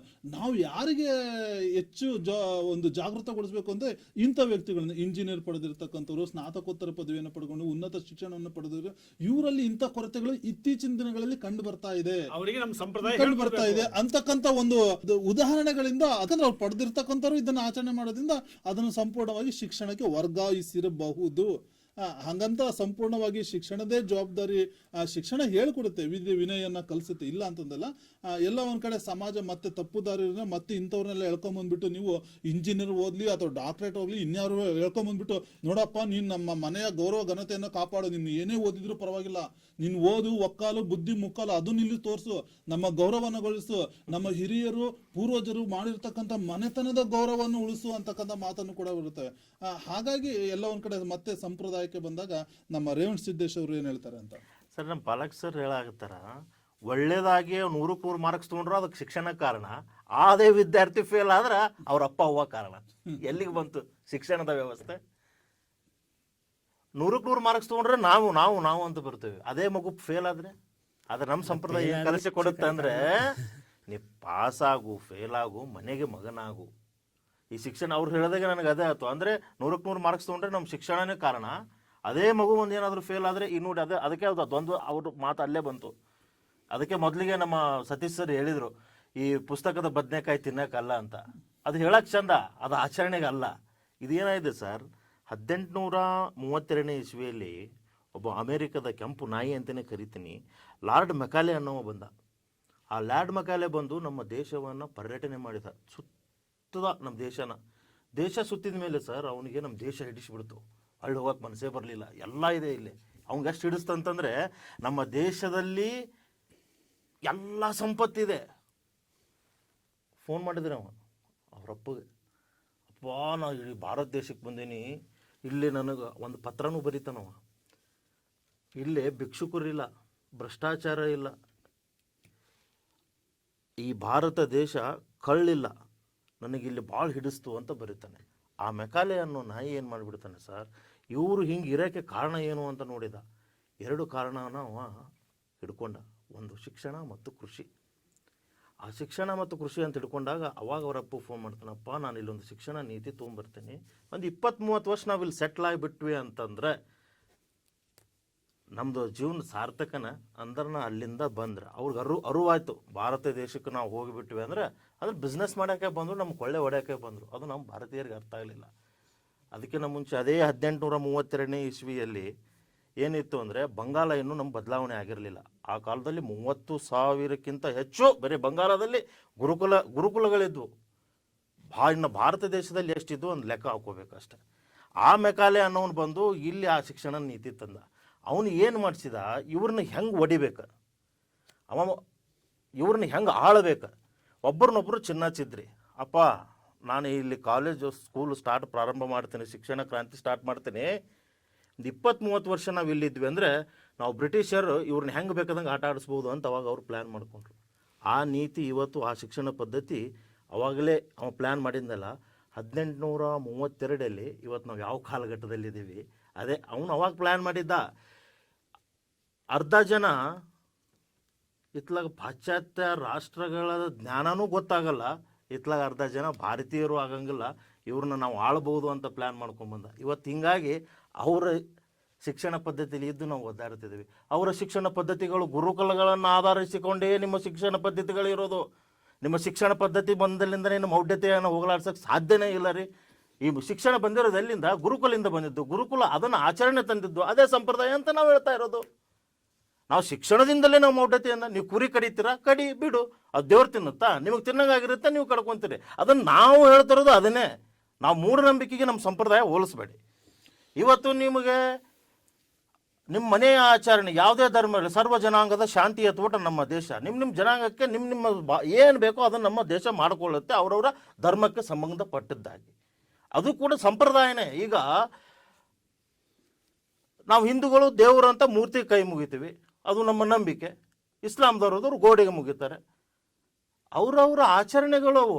ಆ ಧಾರ್ಮಿಕ ವಿಚಾರದಲ್ಲಿ ಅವರವ್ರಿಗೆ ಬಿಟ್ಟಿದ್ದ ಆಚರಣೆಗಳನ್ನು, ಅದು ನಂಬಿಕೆ. ನೀವು ಮೌಢ್ಯತೆಯನ್ನು ಸಂಪ್ರದಾಯಕ್ಕೆ ಹೋಲಿಸಿ ನಿಮ್ಮ ಶಿಕ್ಷಣದಿಂದ ಮೌಢ್ಯತೆ ಏನು ತೆಗಿತೀರಿ? ಈ ನಿಮ್ಮ ಶಿಕ್ಷಣದ ಏನಾದರೂ ಒಂದು ಸ್ಲೋಗನ್ ಕೊಟ್ಟರೆ ಕುರಿ ಕಡೋದು ನಿಲ್ಲಿಸ್ತಾರಾ? ನಿಮ್ಮ ಶಿಕ್ಷಣ ಆಧಾರ ಎಲ್ಲಿ ನಿಂತಿರೋದು ಅಂದರೆ ಗುರುಕುಲ ಶಿಕ್ಷಣ ಸರ್. ಆ ಗುರುಕುಲ ಶಿಕ್ಷಣವನ್ನು ಇವರು ಮುಂದುವರ್ಸ್ಕೊಂಡು ಬಂದರು. ಅವನು ಬಂದ, ಮೆಕಾಲೆ ಅನ್ನೋರು ಬಂದ, ನಮ್ಮ ಇಂಡಿಯಾದಲ್ಲಿ ಭಾರತದವ್ರನ್ನ ಮಗಾನೆ ಮನಗಿಸಿ ಹೋಗ್ಬಿಟ್ಟ. ಇವತ್ತು ನಾವು ಕಿಚ್ಚಾಡ್ತಾ ಇದ್ದೀವಿ. ಇಲ್ಲಿ ಬ್ರಿಟಿಷರ ಒಂದು ಶಿಕ್ಷಣ ಪದ್ಧತಿ ಇದೆಯಲ್ಲ, ಅದನ್ನು ಸಂಪೂರ್ಣವಾಗಿ ನಾವು ಅಲ್ಲಗಳೆಯುವಂತಿಲ್ಲ. ಯಾಕಂದ್ರೆ ಇವತ್ತು ಮೆಕಾಲೆ ಅಂತಕ್ಕಂಥವ್ರು ಇಲ್ಲ ಮೆಕಾಲೆ ಅಂತಕ್ಕಂಥ ಒಂದು ಶಿಕ್ಷಣ ರಂಗದಲ್ಲಿ ಸುಧಾರಣೆ ತಂದ್ಬಿಟ್ಟು ಇವತ್ತು ಸ್ಪರ್ಧಾತ್ಮಕ ಯುಗದಲ್ಲಿ ನಾವು ಬೇರೆ ದೇಶದೊಂದಿಗೆ ಸ್ಪರ್ಧೆ ನಡೆಸಿ ಇವತ್ತು ಏನಾದ್ರೂ ಭಾರತೀಯರು ಇದು ಏನಾಗಿದೆ ಶಿಕ್ಷಣ ನೀತಿ, ನಾವು ಬೇರೆದವ್ರ ಜೊತೆ ಕಾಂಪಿಟೇಷನ್ ಹೊಂಟಿಲ್ಲ. ಅವರು ಕೊಳ್ಳೆ ಹೊಡೆದಿರೋದೇ ಅದು 1832 ಬಂದಂತ ಅವನೇ ಅವ್ನ ಹೇಳಿದ ಇವ್ರನ್ನ ಎಡಬೆಂಡಿಂಗಿಗಳನ್ನಾಗಿ ಮಾಡಬಹುದು ಅಂತ ಅವ್ರ ಅಪ್ಪಗೆ ಪತ್ರ ಬರೆದು ಗೊತ್ತಾ. ನಮ್ಮ ಭಾರತೀಯರದು ಉದಾರ ಗುಣ ಇತ್ತು, ಎಲ್ಲರನ್ನೂ ಕೂಡ ಅಪ್ಕೊಳ್ಳೋದಿತ್ತು. ನೋಡಿ 10ನೇ ಶತಮಾನದಿಂದಲೂ ಕೂಡ ಮಧ್ಯ ಏಷ್ಯಾದಿಂದ ಬಂದ್ರು, ಮತ್ತೆ ಆಫ್ಘಾನ್ ಇಂದ ಬಂದ್ರು, ಕೆಲವು ಪೋರ್ಚುಗೀಸರು ಬಂದ್ರು, ಡಚ್ಚರು ಬಂದ್ರು, ಮುಸ್ಲಿಮರು ಬಂದ್ರು, ಆಮೇಲೆ ಫ್ರೆಂಚರು ಬಂದ್ರು, ಇಂಗ್ಲಿಷರು ಬಂದ್ರು. ಹಿಂಗೆ ನಮ್ ದೇಶಕ್ಕೆ ಬರೋರ್ ಸಂಖ್ಯೆ ಏನಿದೆಯಲ್ಲ, ತೆರೆದಿದೆ ಮನೆ ಓ ಬಾ ಅತಿಥಿ ಅಂತ ನಮ್ಮ ಬೇಂದವ್ರು ಹೇಳೋ ಪ್ರಕಾರ ಎಲ್ಲರನ್ನೂ ಕೂಡ ಬೆಳ್ಕೊಂತಕ್ಕಂಥ ಕಲ್ಪ. ಆಮೇಲೆ ನಮಗೆ ಗೊತ್ತಾಯ್ತು. ಯಾವಾಗ ಗೊತ್ತಾಯ್ತು ಅಂದ್ರೆ ಊರ್ ಕೊಳ್ಳೆ ಹೊಡೆದ್ಮೇಲೆ ಕೋಟೆ ಬಾಗ್ಲು ಹಾಕೊಂಡ್ರಂಗೆ ನಮಗೆ ಆಮೇಲೆ ಗೊತ್ತಾಯ್ತು. ಆಮೇಲೆ ಸ್ವತಂತ್ರಕ್ಕೋಸ್ಕರ ಹೋರಾಡ್ವಿ. ಈಗ ಸ್ವಲ್ಪ ನಮ್ದೇ ಆಗಿರ್ತಕ್ಕಂಥ ರಾಜ್ಯವನ್ನ ಕಟ್ಕೊಂಡ್ವಿ. ಆ ಬಿಟ್ಟು ಹೋಗ್ತಕ್ಕಂಥ ಒಂದು ಸಂದರ್ಭದಲ್ಲಿ ಬ್ರಿಟಿಷರು ಕೆಲವೊಂದು ಒಳ್ಳೆ ಕೆಲಸಗಳನ್ನ ಮಾಡಿದ್ರು. ಯಾಕಂದ್ರೆ ಅವ್ರು ಬರೀ ಸ್ವಾರ್ಥಕ್ಕೋಸ್ಕರನೇ ಮಾಡಿದ್ದೆ. ಹಾಗಿದ್ರೆ ಹೊಡೆದ್ರು, ಕೊಳ್ಳೆ ಹೊಡೆದ್ರು. ನಾನು ಅದನ್ನ ಸಂಪೂರ್ಣವಾಗಿ ಅದನ್ನ ತಿರಸ್ಕಾರನೂ ಮಾಡ್ತಾ ಇಲ್ಲ, ಮಾಡ್ಕೊಂಡ್ರು. ಅದ್ರ ಜೊತೆಗೆ ಶಿಕ್ಷಣ ಪದ್ಧತಿಯನ್ನ ಬಿಟ್ಟು, ಒಂದು ತಂತ್ರಜ್ಞಾನವನ್ನು ಬಿಟ್ಟೋದ್ರು, ಒಂದು ರೈಲ್ವೆ ವ್ಯವಸ್ಥೆಯನ್ನ ಬಿಟ್ಟು ಬಿಟ್ಟೋದ್ರು. ಒಂದು ವ್ಯವಸ್ಥಿತವಾಗಿರ್ತಕ್ಕಂಥ ರಾಜಕೀಯ ವ್ಯವಸ್ಥೆಯನ್ನು ನೀವು ಅಳವಡಿಸ್ಕೊಳ್ರಪ್ಪ ಅಂತ ಬಿಟ್ಟು ಹೋದ್ರು. ಆ ಒಂದು ಆ ಒಂದು ವಿಚಾರಕ್ಕೆ ನಾನು ಬ್ರಿಟಿಷರನ್ನ ಪ್ರಶಂಸಿಸಬೇಕಾಗುತ್ತೆ. ಎಲ್ಲವನ್ನೂ ಕೂಡ ನಾವು ತಗೊಳಕ್ ಬರೋಲ್ಲ. ಇರ್ಲಿ, ಅದೆಲ್ಲ ಬ್ರಿಟಿಷರ್ದು, ಅದೆಲ್ಲ ಒಂದು ಮೆಕಾಲೆದು ಶಿಕ್ಷಣ ಪದ್ಧತಿ ಅದೇನೇ ಆದ್ರೂ ಕೂಡ ಮತ್ತೆ ಆಧುನಿಕ ಶಿಕ್ಷಣ ಪದ್ಧತಿ ಹೇಗೆ ಮೌಢ್ಯವನ್ನು ತೊಡಗಿಸುತ್ತೆ? ಹಸೀನಾ ಮೇಡಮ್ ಅವರೇ. ಸರ್ ಮಾತನ್ನೇ ಹಂಗೆ ಕಂಟಿನ್ಯೂ ಮಾಡ್ತೀನಿ. ಒಂದ್ ವೇಳೆ ಮೆಕಾಲೆ ಶಿಕ್ಷಣ ನೀತಿಯನ್ನ ತರದೇ ಇರ್ತಿದ್ರೆ ಸಮಾಜದಲ್ಲಿ ಈ ಜಾತಿ ವ್ಯವಸ್ಥೆಯಲ್ಲಿ ಹಂಗೆ ಹಾಕೊಂಡ್ ತುಳಿತಿದ್ರು. ನಾವು ನೀವೆಲ್ಲ ಇಲ್ಲಿ ಇಷ್ಟು ಜೋರಾಗಿ ಕೂತ್ಕೊಂಡು ನಮ್ಮ ಮಾತನ್ನ ಹೇಳಂಗೆ ಇರ್ಲಿಲ್ಲ. ಯಾಕಂತಂದ್ರೆ ಆಗಿದ್ದು ಜಾತಿ ಪದ್ಧತಿ, ವರ್ಣಾಶ್ರಮ ಪದ್ಧತಿ ಇತ್ತು. ಆ ವರ್ಣಾಶ್ರಮ ಪದ್ಧತಿ ಹೋಗ್ಬೇಕಂದಿದ್ದೇ ಹೋಗಲಾಡಿಸಿದ್ದೇ ಈ ಶಿಕ್ಷಣ ವ್ಯವಸ್ಥೆ. ಶಿಕ್ಷಣವನ್ನ ಪಡ್ಕೊಂಡಿದ್ರಿಂದಾನೇ ವರ್ಣಾಶ್ರಮ ಪದ್ಧತಿ ಹೋಗಕ್ಕೆ ಸಾಧ್ಯ ಆಗಿತ್ತು. ಇನ್ನೊಂದು ವಿಷಯ, ನಾವು ಈ ಸಂಪ್ರದಾಯದಲ್ಲಿ ಮೌಢ್ಯದ ಹೆಸರಲ್ಲಿ ಸಂಪ್ರದಾಯನ ಹೇಗೆ ನೀವು ಕಾಪಾಡ್ಕೊಳ್ತಿದ್ದೀರಿ ಅನ್ನೋದಕ್ಕೆ ಇವತ್ತು ನಾನು ಹೆಣ್ಮಕ್ಳಾಗಿ ಒಂದು ಹೆಣ್ಮಕ್ಳು ಉದಾಹರಣೆನೆ ಕೊಡ್ತೀನಿ. ವಿಧವೆ ಆಗ್ಬಿಡ್ತಾರೆ ಹೆಣ್ಮಕ್ಳು. ವಿಧವೆ ಆದ್ರೆ ಅವ್ರಿಗೆ ಎಷ್ಟೊಂದು ನಾವು ನಿಯಂತ್ರಣಗಳನ್ನ ಹೇರ್ತೀವಿ.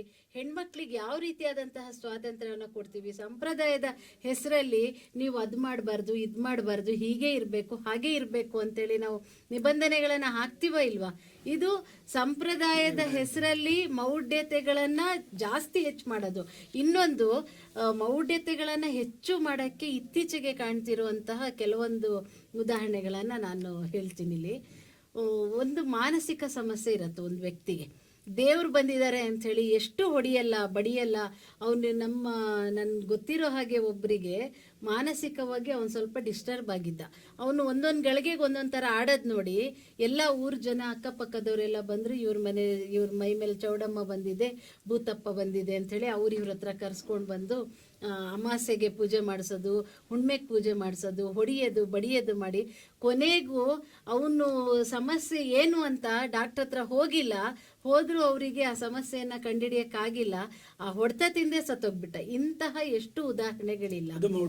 ಮೌಢ್ಯದಲ್ಲಿ ಸಂಪ್ರದಾಯದಲ್ಲಿ ಅವರು ಇದನ್ನ ಮಾಡ್ಕೊಂಡು, ಹೌದು, ಯಾಕಂತಂದ್ರೆ ಆ ಮೌಢ್ಯದ ಇದರಲ್ಲಿ ವೈಜ್ಞಾನಿಕವಾಗಿ ಯಾಕೆ ಅದನ್ನ ನೋಡ್ತಾ ಇಲ್ಲ? ಈಗ ದೇವ್ರ ಮೈ ಮೇಲೆ ಬರ್ತಾ ಇದೆ, ದೆವ್ವ ಮೈ ಮೇಲೆ ಬರ್ತಿದೆ ಅಂತೇಳಿ ವೈಜ್ಞಾನಿಕವಾಗಿ ಅದನ್ನ ಪತ್ತೆ ಯಾಕೆ ಹಚ್ತಿಲ್ಲ? ಸಂಪ್ರದಾಯದ ಹೆಸರಲ್ಲಿ ಅದನ್ನ ನೀವು ಮಾಡ್ತಾ ಇಲ್ವಾ? ಇವತ್ತು ಅದೆಲ್ಲ ಹೋಗಲಾಡ್ಸಕ್ಕೆ ಶಿಕ್ಷಣ ಕಾರಣ. ಶಿಕ್ಷಣದಿಂದ ವೈಜ್ಞಾನಿಕವಾಗಿ ಅದನ್ನ ನೋಡಿದಾಗ ಮಾತ್ರ ಈ ತರಹದ ಸಂಪ್ರದಾಯ, ಈ ಮೌಢ್ಯತೆಗಳನ್ನು ನಾವು ಹೋಗಲಾಡಿಸ್ಬೋದು ಅಂಥೇಳಿ. ಅದೇ ರೀತಿಯಲ್ಲಿ ಇವತ್ತು ಸಮಾಜದಲ್ಲಿ ಇರುವಂತಹ ಅನೇಕ ಮೌಢ್ಯತೆಗಳು ಸಂಪ್ರದಾಯದ ಹೆಸರಲ್ಲೇ ನಡೀತಿರೋದು. ಈಗ ನಾವು ದೇವದಾಸಿ ಪದ್ಧತಿ ಸರ್ ಹೇಳಿದ್ರು, ಆ ನಂತರ ಇನ್ನೂ ಬೇರೆ ಬೇರೆ ಪ್ರಾಣಿ ಬಲಿ ಪದ್ಧತಿ, ಇದೆಲ್ಲದೂ ಕೂಡ ಹಾಗೆ ಹಿಂದೆ ನೋಡ್ರಿ. ಈ ಒಂದು ಶಿಕ್ಷಣದ ಕ್ರಾಂತಿ ಆಗೋದ್ಕಿಂತ ಮುಂಚೆ ಎಷ್ಟೋ ಜನ ಬಂದರು. ಅನಿ ಬೆಸೆಂಟ್ ಬಂದರು, ಜ್ಯೋತಿಬಾ ಫುಲೆ ಅವರು ಬಂದರು, ಸಾವಿತ್ರಿಬಾಯಿ ಫುಲೆ ಅವರು ಬಂದರು, ರಾಮಕೃಷ್ಣ ಪರಮಹಂಸರು ಬಂದರು, ಸ್ವಾಮಿ ವಿವೇಕಾನಂದರು ಬಂದರು. ಅವರೆಲ್ಲರೂ ಜಾತಿಯ ಇದು ಮೂಢನಂಬಿಕೆಗಳು ಮತ್ತೆ ಅಲ್ಲಿರುವಂತಹ ಧಾರ್ಮಿಕ ವಿಚಾರಗಳನ್ನೇ ಚರ್ಚೆ ಮಾಡಿದ್ರು. ಅವರು ಶಿಕ್ಷಣದ ಮುಖಾಂತರವಾಗಿ ಅದನ್ನ ಹೋಗಲಾಡಿಸಿ ಅಂತ ಹೇಳಿದ್ರು. ಇಲ್ದಿದ್ರೆ ಅದ್ ಯಾಕೆ ಅವ್ರು ಸಾಮಾಜಿಕ ಧಾರ್ಮಿಕ ಕ್ರಾಂತಿ 19ನೇ ಶತಮಾನದಲ್ಲಿ ಯಾಕೆ ಆಗ್ಬೇಕಿತ್ತು? ಈ ಸಂಪ್ರದಾಯದ ಹೆಸರಲ್ಲಿ ಮೌಢ್ಯಗಳನ್ನ ಆಚರಣೆ ಮಾಡ್ತಿದ್ದಾರೆ ಅಂತೇಳಿನೇ ಇಷ್ಟೊಂದು ದೊಡ್ಡ ಶೈಕ್ಷಣಿಕ ಕ್ರಾಂತಿ ಆಗಿದ್ವು ಆಗ. ಈಗ ಅನಿಬೆ ಸೆಂಟ್ರ್ ಇರ್ಬೋದು, ರಾಜಾರಾಮ್ ಮೋಹನ್ ರಾಯರ್ನ ಉದಾಹರಣೆ ತಗೊಳ್ತೀವಿ. ಎಲ್ಲದಕ್ಕಿಂತ ಹೆಚ್ಚಾಗಿ ಜ್ಯೋತಿಬಾ ಫುಲೆ ಅವರನ್ನ ನಾವು ಸಾಮಾಜಿಕ ಸುಧಾರಣೆಯ ಪಿತಾಮಹ ಅಂತೇಳಿನೇ ಕರಿತೀವಿ. ಆ ಥರದ್ದು ಎಲ್ಲ ಈ ಸಮಾಜದಲ್ಲಿರುವಂತಹ ಮೌಢ್ಯತೆಗಳನ್ನ ಹೋಗಲಾಡಿಸಕ್ಕೆ ಬೇರೆ ಯಾವುದರಿಂದಲೂ ಸಾಧ್ಯ ಇಲ್ಲ, ಶಿಕ್ಷಣದಿಂದನೇ ಸಾಧ್ಯ ಅಂತೇಳಿ ಮತ್ತೆ ನಾನು ಅದನ್ನೇ ಹೇಳ್ತೀನಿ. ನನಗೆ ಹಸೀನಾ ಮೇಡಮ್ ಅವರ ವಾದನ ಕೇಳ್ತಾ ಇದ್ರೆ, ಉನ್ನತ ಶಿಕ್ಷಣಗಳು, ಶಿಕ್ಷಣ ವ್ಯವಸ್ಥೆ ಮೌಢ್ಯವನ್ನ ತೊಲಗಿಸುತ್ತೇವೆ ಅನ್ನೋದಕ್ಕೆ ಬೆಸ್ಟ್ ಎಕ್ಸಾಂಪಲ್ ಆಗಿ ನನ್ನ ಕಣ್ಮುಂದೆ ಕಾಣ್ತಿರೋದೇ ಹಸೀನಾ ಮೇಡಮ್. ಯಾಕಂದ್ರೆ ಇವತ್ತು ನೋಡಿ, ಅವರ ಒಂದು ಸಮುದಾಯದಲ್ಲಿ, ಅವರ ಒಂದು ಸಂಪ್ರದಾಯದಲ್ಲಿ ಎಷ್ಟೋ ಸ್ತ್ರೀ ಸ್ವಾತಂತ್ರ್ಯಕ್ಕೆ ಪೆಟ್ಟು ಬೀಳ್ತಕ್ಕಂಥ ಎಷ್ಟೋ ಮೌಢ್ಯತೆಗಳಿವೆ. ಬುರ್ಕಾ ಪದ್ಧತಿ ಇದೆ, ಮತ್ತೆ ಇವತ್ತು ಅವರು ಈ ಉನ್ನತ ಶಿಕ್ಷಣವನ್ನ ಅಲಂಘಿಸಿಕೊಂಡು ಅಪ್ಪಿಕೊಂಡು ಒಂದು ವೃತ್ತಿಪರತೆಯನ್ನು ಹಿಡ್ಕೊಂಡು ಒಂದು ಸಮಾಜದ ಸದೃಢ ಮಹಿಳೆಯಾಗಿ ನಿಂತಿರೋದು ಕೂಡ ನಮಗೆ ಕಣ್ಣ ಮುಂದೆ ಬೆಸ್ಟ್ ಎಕ್ಸಾಂಪಲ್ ಆಗಿ ಅವರೇ ಕೂತ್ಕೊಂಡಿರ್ಬೇಕಾದ್ರೆ ನಾನು ಉನ್ನತ ಶಿಕ್ಷಣದ ಮೌಢ್ಯವನ್ನು ತೊಲಗಿಸ್ತೀನಿ ಅನ್ನೋದಕ್ಕೆ ಅವರೇ ಒಂದು ಸಾಕ್ಷಿಯಾಗಿ ನಮ್ಮ ಕಣ್ಣ ಮುಂದೆ ಕಾಣ್ತಾ ಇದ್ದಾರೆ. ಇಂತಹ ಎಷ್ಟೋ ಒಂದು ಸಮುದಾಯಗಳಲ್ಲಿ ಅವರು ಒಂದು ಎಕ್ಸಾಂಪಲ್ ಅಷ್ಟೇ. ಬಹುಶಃ ಸತಿ ಸಹಗಮನ ಪದ್ಧತಿ ಇರ್ಬೋದು, ಸ್ತ್ರೀ ಸ್ವಾತಂತ್ರ್ಯಕ್ಕೆ ಸಂಬಂಧಪಟ್ಟಂತೆ ಇನ್ನೂ ಹಲವಾರು ಸಮುದಾಯಗಳಲ್ಲಿ ಇರ್ತಕ್ಕಂಥ ಮೌಢ್ಯಗಳಿರ್ಬೋದು, ಅವರೆಲ್ಲ ಆಯಾ ಕಾಲಕ್ಕೆ ಧಿಕ್ಕರಿಸಿ ಓದಿಬಿಟ್ಟು ತಮ್ಮ ಸಮಾಜದ ಅನಿಷ್ಟ ಪದ್ಧತಿಯನ್ನು ತೊಲಗಿಸ್ಲಿಕ್ಕೆ ಅವರು ಒಂದು ಬೆಸ್ಟ್ ಎಕ್ಸಾಂಪಲ್. ಆದ್ರೆ ಅಂತಹ ಎಷ್ಟೋ ಎಕ್ಸಾಂಪಲ್ಗಳು ನಮ್ಮ ಸಮಾಜದ ಮುಂದೆ ಇದೆ, ನಮ್ಮ ಸಮುದಾಯದಲ್ಲಿ ಇದೆ. ಎಲ್ಲ ಒಂದು ಜಾತಿ ಪಂಗಡ ವ್ಯವಸ್ಥೆಗಳಲ್ಲಿ ಕೂಡ ಈ ತರದ ಮಹಿಳೆಗಳು ಇತ್ತೀಚಿನ ದಿನಗಳಲ್ಲಿ ಕಂಡು ಬರ್ತಾ ಇದೆ ಅಂತಕ್ಕಂಥದಕ್ಕೆ ಒಂದು ಬೆಸ್ಟ್ ಎಕ್ಸಾಂಪಲ್ ಕೂಡ ನಮಗೆ ಕಂಡು ಬರ್ತದೆ.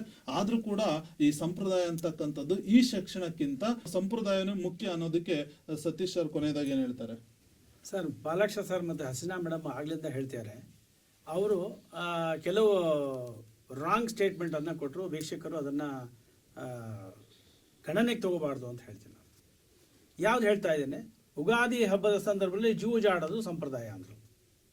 ಅದು ಯಾವ ಪುಸ್ತಕದಲ್ಲಿ? ಸಂಪ್ರದಾಯ ಅಲ್ಲ ಸರ್, ಮೌಢ್ಯತೆ. ಅದು ಸಂಪ್ರದಾಯ ಅಂದ್ರೆ ನೀವು ಸಂಪ್ರದಾಯದ ಹೆಸರನ್ನ ಅದನ್ನ ಪೋಷಣೆ ಮಾಡ್ತಾ ಇದೀವಿ ಅಂತ. ಸಂಪ್ರದಾಯ ಜೂಜ್ ಆಡ್ಬೇಕು ಅಂತ ಕಂಪಲ್ಸರಿ ಇಲ್ಲ ಸರ್. ಅಲ್ಲ, ಅದು ಮೌಢ್ಯತೆ ಸರ್. ಅದೇ ಅವ್ರ ಖುಷಿಗೆ ಹಬ್ಬದಲ್ಲಿ ಮೈ ಮರೆತು ಖುಷಿಯಾಗಿ ಅವ್ರೇನೋ ಆಡ್ಕೊಂಡಿದ್ದಕ್ಕೆ ಸಂಪ್ರದಾಯ. ನಾನು ಅದನ್ನ ಮೌಢ್ಯ ಅಂತಾನೂ ಕರೆಯಲ್ಲ, ಸಂಪ್ರದಾಯ ಅಂತಾನೂ ಕರೆಯಲ್ಲ, ಅದೊಂದು ಚಟ ಅಂತ ಕರಿತೀನಿ. ಯಾಕೆ ಗೊತ್ತಾ? ಉಗಾದಿ ಹಬ್ಬ ಒಂದು ಫುಲ್ ಫ್ರೀ ಇರ್ತಾರೆ, ಕೈಯಲ್ಲಿ ದುಡ್ಡು ಓಡಾಡ್ತಿರ್ತಿತ್ತೆ, ಊಟ ಚೆನ್ನಾಗಿ ಮಾಡಿರ್ತಾರೆ, ಹಾಗಾಗಿ ಹೊರಡೆ ಹೋಗಿ ಇಸ್ಪೀಟ್ ಆಟ ಆಡ್ತಾ ಕೂತ್ಕೊಳ್ತಾರೆ. ಅದನ್ನ ಮೌಢ್ಯ ಅಥವಾ ಸಂಪ್ರದಾಯ ಅಂತ ಹೇಳಿದ್ರೆ ತಪ್ಪಾಗತ್ತೆ. ಆಮೇಲೆ ಇನ್ನೊಂದು ಹೇಳಿದ್ರಿ ನೀವು, ಯುಗಾದಿ ಹಬ್ಬದಲ್ಲಿ ಸಂಪ್ರದಾಯ ಏನು ಗೊತ್ತಾ ಸರ್? ನಮ್ಮ ಸನಾತನ ಸಂಪ್ರದಾಯ ಅಂತಂದ್ರೆ ಬೇವು ಬೆಲ್ಲವನ್ನು ತಿಂದು ಕಷ್ಟ ಸುಖವನ್ನು ನಾವು ಸಮಾನವಾಗಿ ಹಂಚ್ಕೊಳ್ಳೋಣ ಅಂತ ಹೇಳ್ಬಿಟ್ಟು ಪ್ರಮಾಣ ಮಾಡ್ತಕ್ಕಂಥ, ಆಣೆ ಮಾಡ್ತಕ್ಕಂಥ ದಿನ ಅದು ನಮ್ಮ ಸಂಪ್ರದಾಯ. ನೀವು ಜೂಜಾಡೋದನ್ನ ಸಂಪ್ರದಾಯ ಅಂತ ಹೇಳ್ತಿರಲ್ಲ. ಆಮೇಲೆ ಇಲ್ಲ ಮೇಡಮ್, ನಿಮಗೆ ಅವಕಾಶ ಕೊಟ್ಟಿದ್ದೀವಿ ಅನಂತರ. ಸೊ ಹಾಗಾಗಿ ಇಲ್ಲಿ ಸಂಪ್ರದಾಯ ಮತ್ತೆ ಮೌಢ್ಯ ಯಾವುದನ್ನು ಕೂಡ ಲಿಂಕ್ ಮಾಡಕ್ ಹೋಗಬೇಡಿ ನೀವು. ಇಲ್ಲಿ ಒಂದು ಮಾತ್ರ ಹೇಳ್ತಾ ಇದ್ದೀನಿ, ನಿಮ್ಮ ಶಿಕ್ಷಣದಿಂದ ಯಾವುದೇ ಮೌಢ್ಯಗಳನ್ನು ತೆಗೆದುಹಾಕೋಕೆ ಸಾಧ್ಯ ಇಲ್ಲ. ನಾವು ನಮ್ಮ ಸಂಪ್ರದಾಯವನ್ನ ಯಥಾವತ್ತಾಗಿ ಒಂದು ವೈಜ್ಞಾನಿಕ ರೀತಿಯಲ್ಲಿ ನಮ್ಮ ಮಕ್ಕಳನ್ನ ಕಲಿಸಿದಾಗ ಮಾತ್ರ ಅವರು ಅದನ್ನ ಅಳವಡಿಸ್ಕೊಳ್ತಾರೆ, ಯಾವ ರೀತಿ ವರ್ತಿಸಬೇಕು ಅನ್ನೋದನ್ನ ಮಾಡ್ತಾರೆ. ನೀವು ಶಿಕ್ಷಣದಲ್ಲಿ ಏನಾದರೂ ಹೇಳ್ಬೋದಷ್ಟೇ, ಕಲಿಸ್ಬೋದಷ್ಟೇ. ಈ ಭಾರತೀಯ ಸಮಾಜದಲ್ಲಿ ಇಷ್ಟೆಲ್ಲ ಮೌಢ್ಯಗಳಿದಾವೆ, ಈ ಮೌಢ್ಯಗಳನ್ನ ಪಾಲನೆ ಮಾಡಿದ್ರೆ ತಪ್ಪಾಗತ್ತೆ, ಇದನ್ನ ಧಿಕ್ಕರಿಸಬೇಕು. ಸ್ವಾಮಿ ವಿವೇಕಾನಂದರು ಹೇಳಿದ್ರು, ಶಂಕರಾಚಾರ್ಯರು ಹೇಳಿದ್ರು, ದಯಾನಂದ ಸರಸ್ವತಿ ಹೇಳಿದ್ರು. ಅವ್ರು ಹೇಳಿರ್ತಕ್ಕಂಥ ಎಲ್ಲಾ ವಿಚಾರಗಳನ್ನ ಯಥಾವತ್ತಾಗಿ ನೀವು ಶಿಕ್ಷಕರಾಗಿ ಬೋಧನೆ ಮಾಡಬೇಕಾದ್ರೆ ನಿಮ್ಮ ವಿದ್ಯಾರ್ಥಿಗೆ ಹೇಳ್ಬೋದು. ಅವರು ಪರೀಕ್ಷೆ ಬರೀತಾರೆ, ಪಾಸ್ ಆಗ್ಬಿಡ್ತಾರೆ. ಅಲ್ಲಿ ಯಾವ್ಯಾವ ಮೌಢ್ಯಗಳನ್ನ ನೀವು ಕಲಿಸಿರ್ತೀರ ಅದನ್ನೆಲ್ಲ ಗಾಳಿ ತೂರ್ ಬರ್ತಾರೆ. ನಮ್ಮ ಸಂಪ್ರದಾಯ ಹೇಗಿದೆ ಅಂತಂದ್ರೆ, ಮನೆಯಲ್ಲಿ ಅದನ್ನ ಜೊತೆಗಾಗಿ ಬೆಳೆಸ್ತೀವಿ ನಾವು. ಇದನ್ನ ಪಾಲನೆ ಮಾಡಪ್ಪ ಅಂತ ಜೊತೆಗೆ ಅನುಕರಣೆ ಮಾಡಿಸ್ತೀವಿ, ಪ್ರಾಕ್ಟಿಕಲ್ ಆಗಿ ಕಲಿಸ್ತೀವ್ರಿ ನಾವು. ಆ ಪ್ರಾಕ್ಟಿಕಲ್ ಆಗಿ ಕಲಿಸೋದ್ರಿಂದ ಅವ್ರು ಒಳ್ಳೆ ವಿಚಾರ, ಒಳ್ಳೆ ವಿದ್ಯಾವಂತರಾದಾಗಲೂ ಕೂಡ ಅವಿದ್ಯಾವಂತರಾದ್ರೂ ಕೂಡ ಅವರು ಒಳ್ಳೆ ರೀತಿಯಲ್ಲಿ ವರ್ತಿಸ್ತಾರೆ. ಹಾಗಾಗಿ ಮೌಢ್ಯಗಳನ್ನ ನಿವಾರಣೆ ಮಾಡೋ ದಿಸೆಯಲ್ಲಿ ನಮ್ಮ ಭಾರತೀಯ ಸತ್ಸಂಪ್ರದಾಯಗಳನ್ನ ಮಕ್ಕಳನ್ನ ಕಲಿಸೋದೇ ಮುಖ್ಯವಾಗಿರ್ತದೆ. ಮೌಢ್ಯಗಳನ್ನ ನಿವಾರಣೆ ಮಾಡಲಿಕ್ಕೆ ಶಿಕ್ಷಣ ಮುಖ್ಯನೋ ಸಂಪ್ರದಾಯನ ಮುಖ್ಯನೋ ಅಂತಕ್ಕಂಥ ವಾದ ತುಂಬಾ ಒಳ್ಳೆಯ ಚರ್ಚೆಯ ಮೂಲಕ ಕೆಲವು ಮಾಹಿತಿಗಳು ಕೂಡ ಹೊರಬಂದು ಇಲ್ಲಿ ನೋಡಿ, ಕೋಟಿ ವಿದ್ಯೆಗಿಂತ ಮೇಟಿ ವಿದ್ಯೆಯೇ ಮೇಲು ಅಂತಕ್ಕಂಥ ಸರ್ವಜ್ಞನ ವಚನ ಕೇಳಿದ್ರೆ, ಆಮೇಲೆ ಶಿಕ್ಷಣ ಅಂತಕ್ಕಂಥದ್ದು ಸರ್ವ ಮೂಲಗಳಿಂದಲೂ ಕೂಡ ಲಭಿಸ್ತಕ್ಕಂಥದ್ದು. ಸರ್ವಜ್ಞನೆಂಬುವನು ಗರ್ವದಿಂದ ಆದವನೇ, ಸರ್ವರೊಳಗೆ ಒಂದೊಂದು ನುಡಿಯ ಕಲಿತು ವಿದ್ಯೆಯ ಪರ್ವತವೇ ಆದ ಸರ್ವಜ್ಞ. ಎಂಥ ಮಾತು! ಇದರಲ್ಲೇ ಎಲ್ಲ ಹೇಳ್ಕೊಂಡಿದೆ. ಶಿಕ್ಷಣ ಕೆಲವು ಭಾಗವನ್ನ ಆ ವಿದ್ಯಾರ್ಥಿಗಳಿಗೆ ಒಂದು ಉತ್ತಮ ಮೌಲ್ಯವನ್ನು ಕೊಟ್ಟರೆ, ಸಂಪ್ರದಾಯನೂ ಕೂಡ ಅಷ್ಟೇ ಪ್ರಮಾಣದ ಶೇರನ್ನ ಆ ವಿದ್ಯಾರ್ಥಿಗಳ ಮೌಲ್ಯಯುತ ಜೀವನಕ್ಕೆ ಕೊಡುತ್ತೆ ಅನ್ನೋದ್ರಲ್ಲೂ ಕೂಡ ಯಾವುದೇ ತಪ್ಪಿಲ್ಲ. ಇವತ್ತು ಎಲ್ಲ ಧರ್ಮದಲ್ಲೂ ಕೂಡ, ಇಸ್ಲಾಂ ಧರ್ಮದಲ್ಲೇ ಆಗಲಿ, ಕ್ರಿಶ್ಚಿಯನ್ ಧರ್ಮದಲ್ಲೇ ಆಗಲಿ, ಹಿಂದೂ ಧರ್ಮದಲ್ಲೇ ಆಗಲಿ, ಅವರವರ ಒಂದು ಆಚರಣೆ ಮತ್ತು ಸಂಪ್ರದಾಯಕ್ಕೆ ತಕ್ಕಂತೆ ಆ ವಿದ್ಯಾರ್ಥಿಯನ್ನ ಒಂದು ಸಮಾಜಕ್ಕೆ ಸಾಮಾಜೀಕರಣಗೊಳ್ಳುವಲ್ಲಿ ಸಾಕಷ್ಟು ಕೊಡುಗೆಯನ್ನ ಕೊಟ್ಟಿದೆ. ಅದೇ ರೀತಿ ಎಲ್ಲಿ ಸಂಪ್ರದಾಯ ಅಂತಕ್ಕಂಥದ್ದು ವಿಫಲ ಆಗುತ್ತೆ, ಮತ್ತೆ ಸಂಪ್ರದಾಯ ಅಂತಕ್ಕಂಥದ್ದು ಎಲ್ಲಿ ಮೌಢ್ಯತೆ ಜಾಡನ್ನು ಇಡುತ್ತೆ, ಮತ್ತು ಅದನ್ನು ಎಚ್ಚರಿಸ್ತಕ್ಕಂಥ ಕೆಲಸ ಇವತ್ತು ಆಧುನಿಕ ಶಿಕ್ಷಣವನ್ನು ಕೂಡ ಮಾಡ್ತಾ ಇದೆ.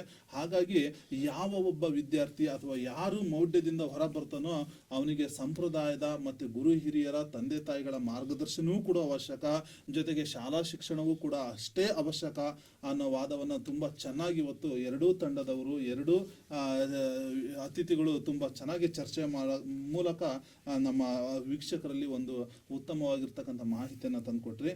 ನಿಮ್ಮ ಈ ಬಿಡುವಿನ ಸಮಯವನ್ನು ಇಂತಹ ಅಮೂಲ್ಯಯುತವಾಗಿರ್ತಕ್ಕಂಥ ಚರ್ಚೆಗೆ ಅನುವು ಮಾಡಿಕೊಟ್ಟು ನಮ್ಮ ಶ್ರೀ ಬಸವ ಸ್ಟುಡಿಯೋಗೆ ಬಂದು ನಿಮ್ಮ ವಿಚಾರಧಾರೆಯನ್ನು ಹರಿಸಿದ್ದಕ್ಕಾಗಿ ನಮ್ಮ ವಾಹಿನಿಯ ಪರವಾಗಿ ಎಲ್ರಿಗೂ ಕೂಡ ಶರಣಾರ್ಥಿಗಳು. ಶರಣಾರ್ಥಿಗಳು. ನೋಡಿದ್ರಲ್ಲ ವೀಕ್ಷಕರೇ, ಇವತ್ತಿನ ಚರ್ಚೆ ಸಮಾಜದ ಮೌಢ್ಯತೆ ನಿವಾರಣೆಗೆ ಯಾವುದು ಮುಖ್ಯ ಪಾತ್ರ ವಹಿಸುತ್ತೆ ಅನ್ನೋದು ನೀವಾಗಲೇ ಚರ್ಚೆಯ ಮೂಲಕ ಸಾಕಷ್ಟು ಮಾಹಿತಿಯನ್ನು ಅರಿತಿದ್ದೀರಿ. ಇವತ್ತಿನ ಒಂದು ಚರ್ಚೆ ನಿಮ್ಮೆಲ್ಲರಿಗೂ ಕೂಡ ಉತ್ತಮ ಮೌಲ್ಯಯುತವಾಗಿರ್ತಕ್ಕಂಥ ಮಾಹಿತಿಯನ್ನು ದೊರಕಿಸಿ ಕೊಟ್ಟಿದೆ ಅಂತಲೇ ಭಾವಿಸ್ತಾ, ಮುಂದಿನ ಸಂಚಿಕೆಯಲ್ಲೂ ಕೂಡ ಇಂತಹ ಹಲವಾರು ವಿಷಯಗಳೊಂದಿಗೆ ನಿಮ್ಮ ಮುಂದೆ ಇರ್ತೀವಿ. ನಿರಂತರವಾಗಿ ನೋಡ್ತಾ ಇರಿ ಶ್ರೀ ಬಸವ ಟಿವಿ. ಇದು ಸಂಸ್ಕಾರದ ಬೆಳಕು. ಶರಣಾರ್ಥಿಗಳು.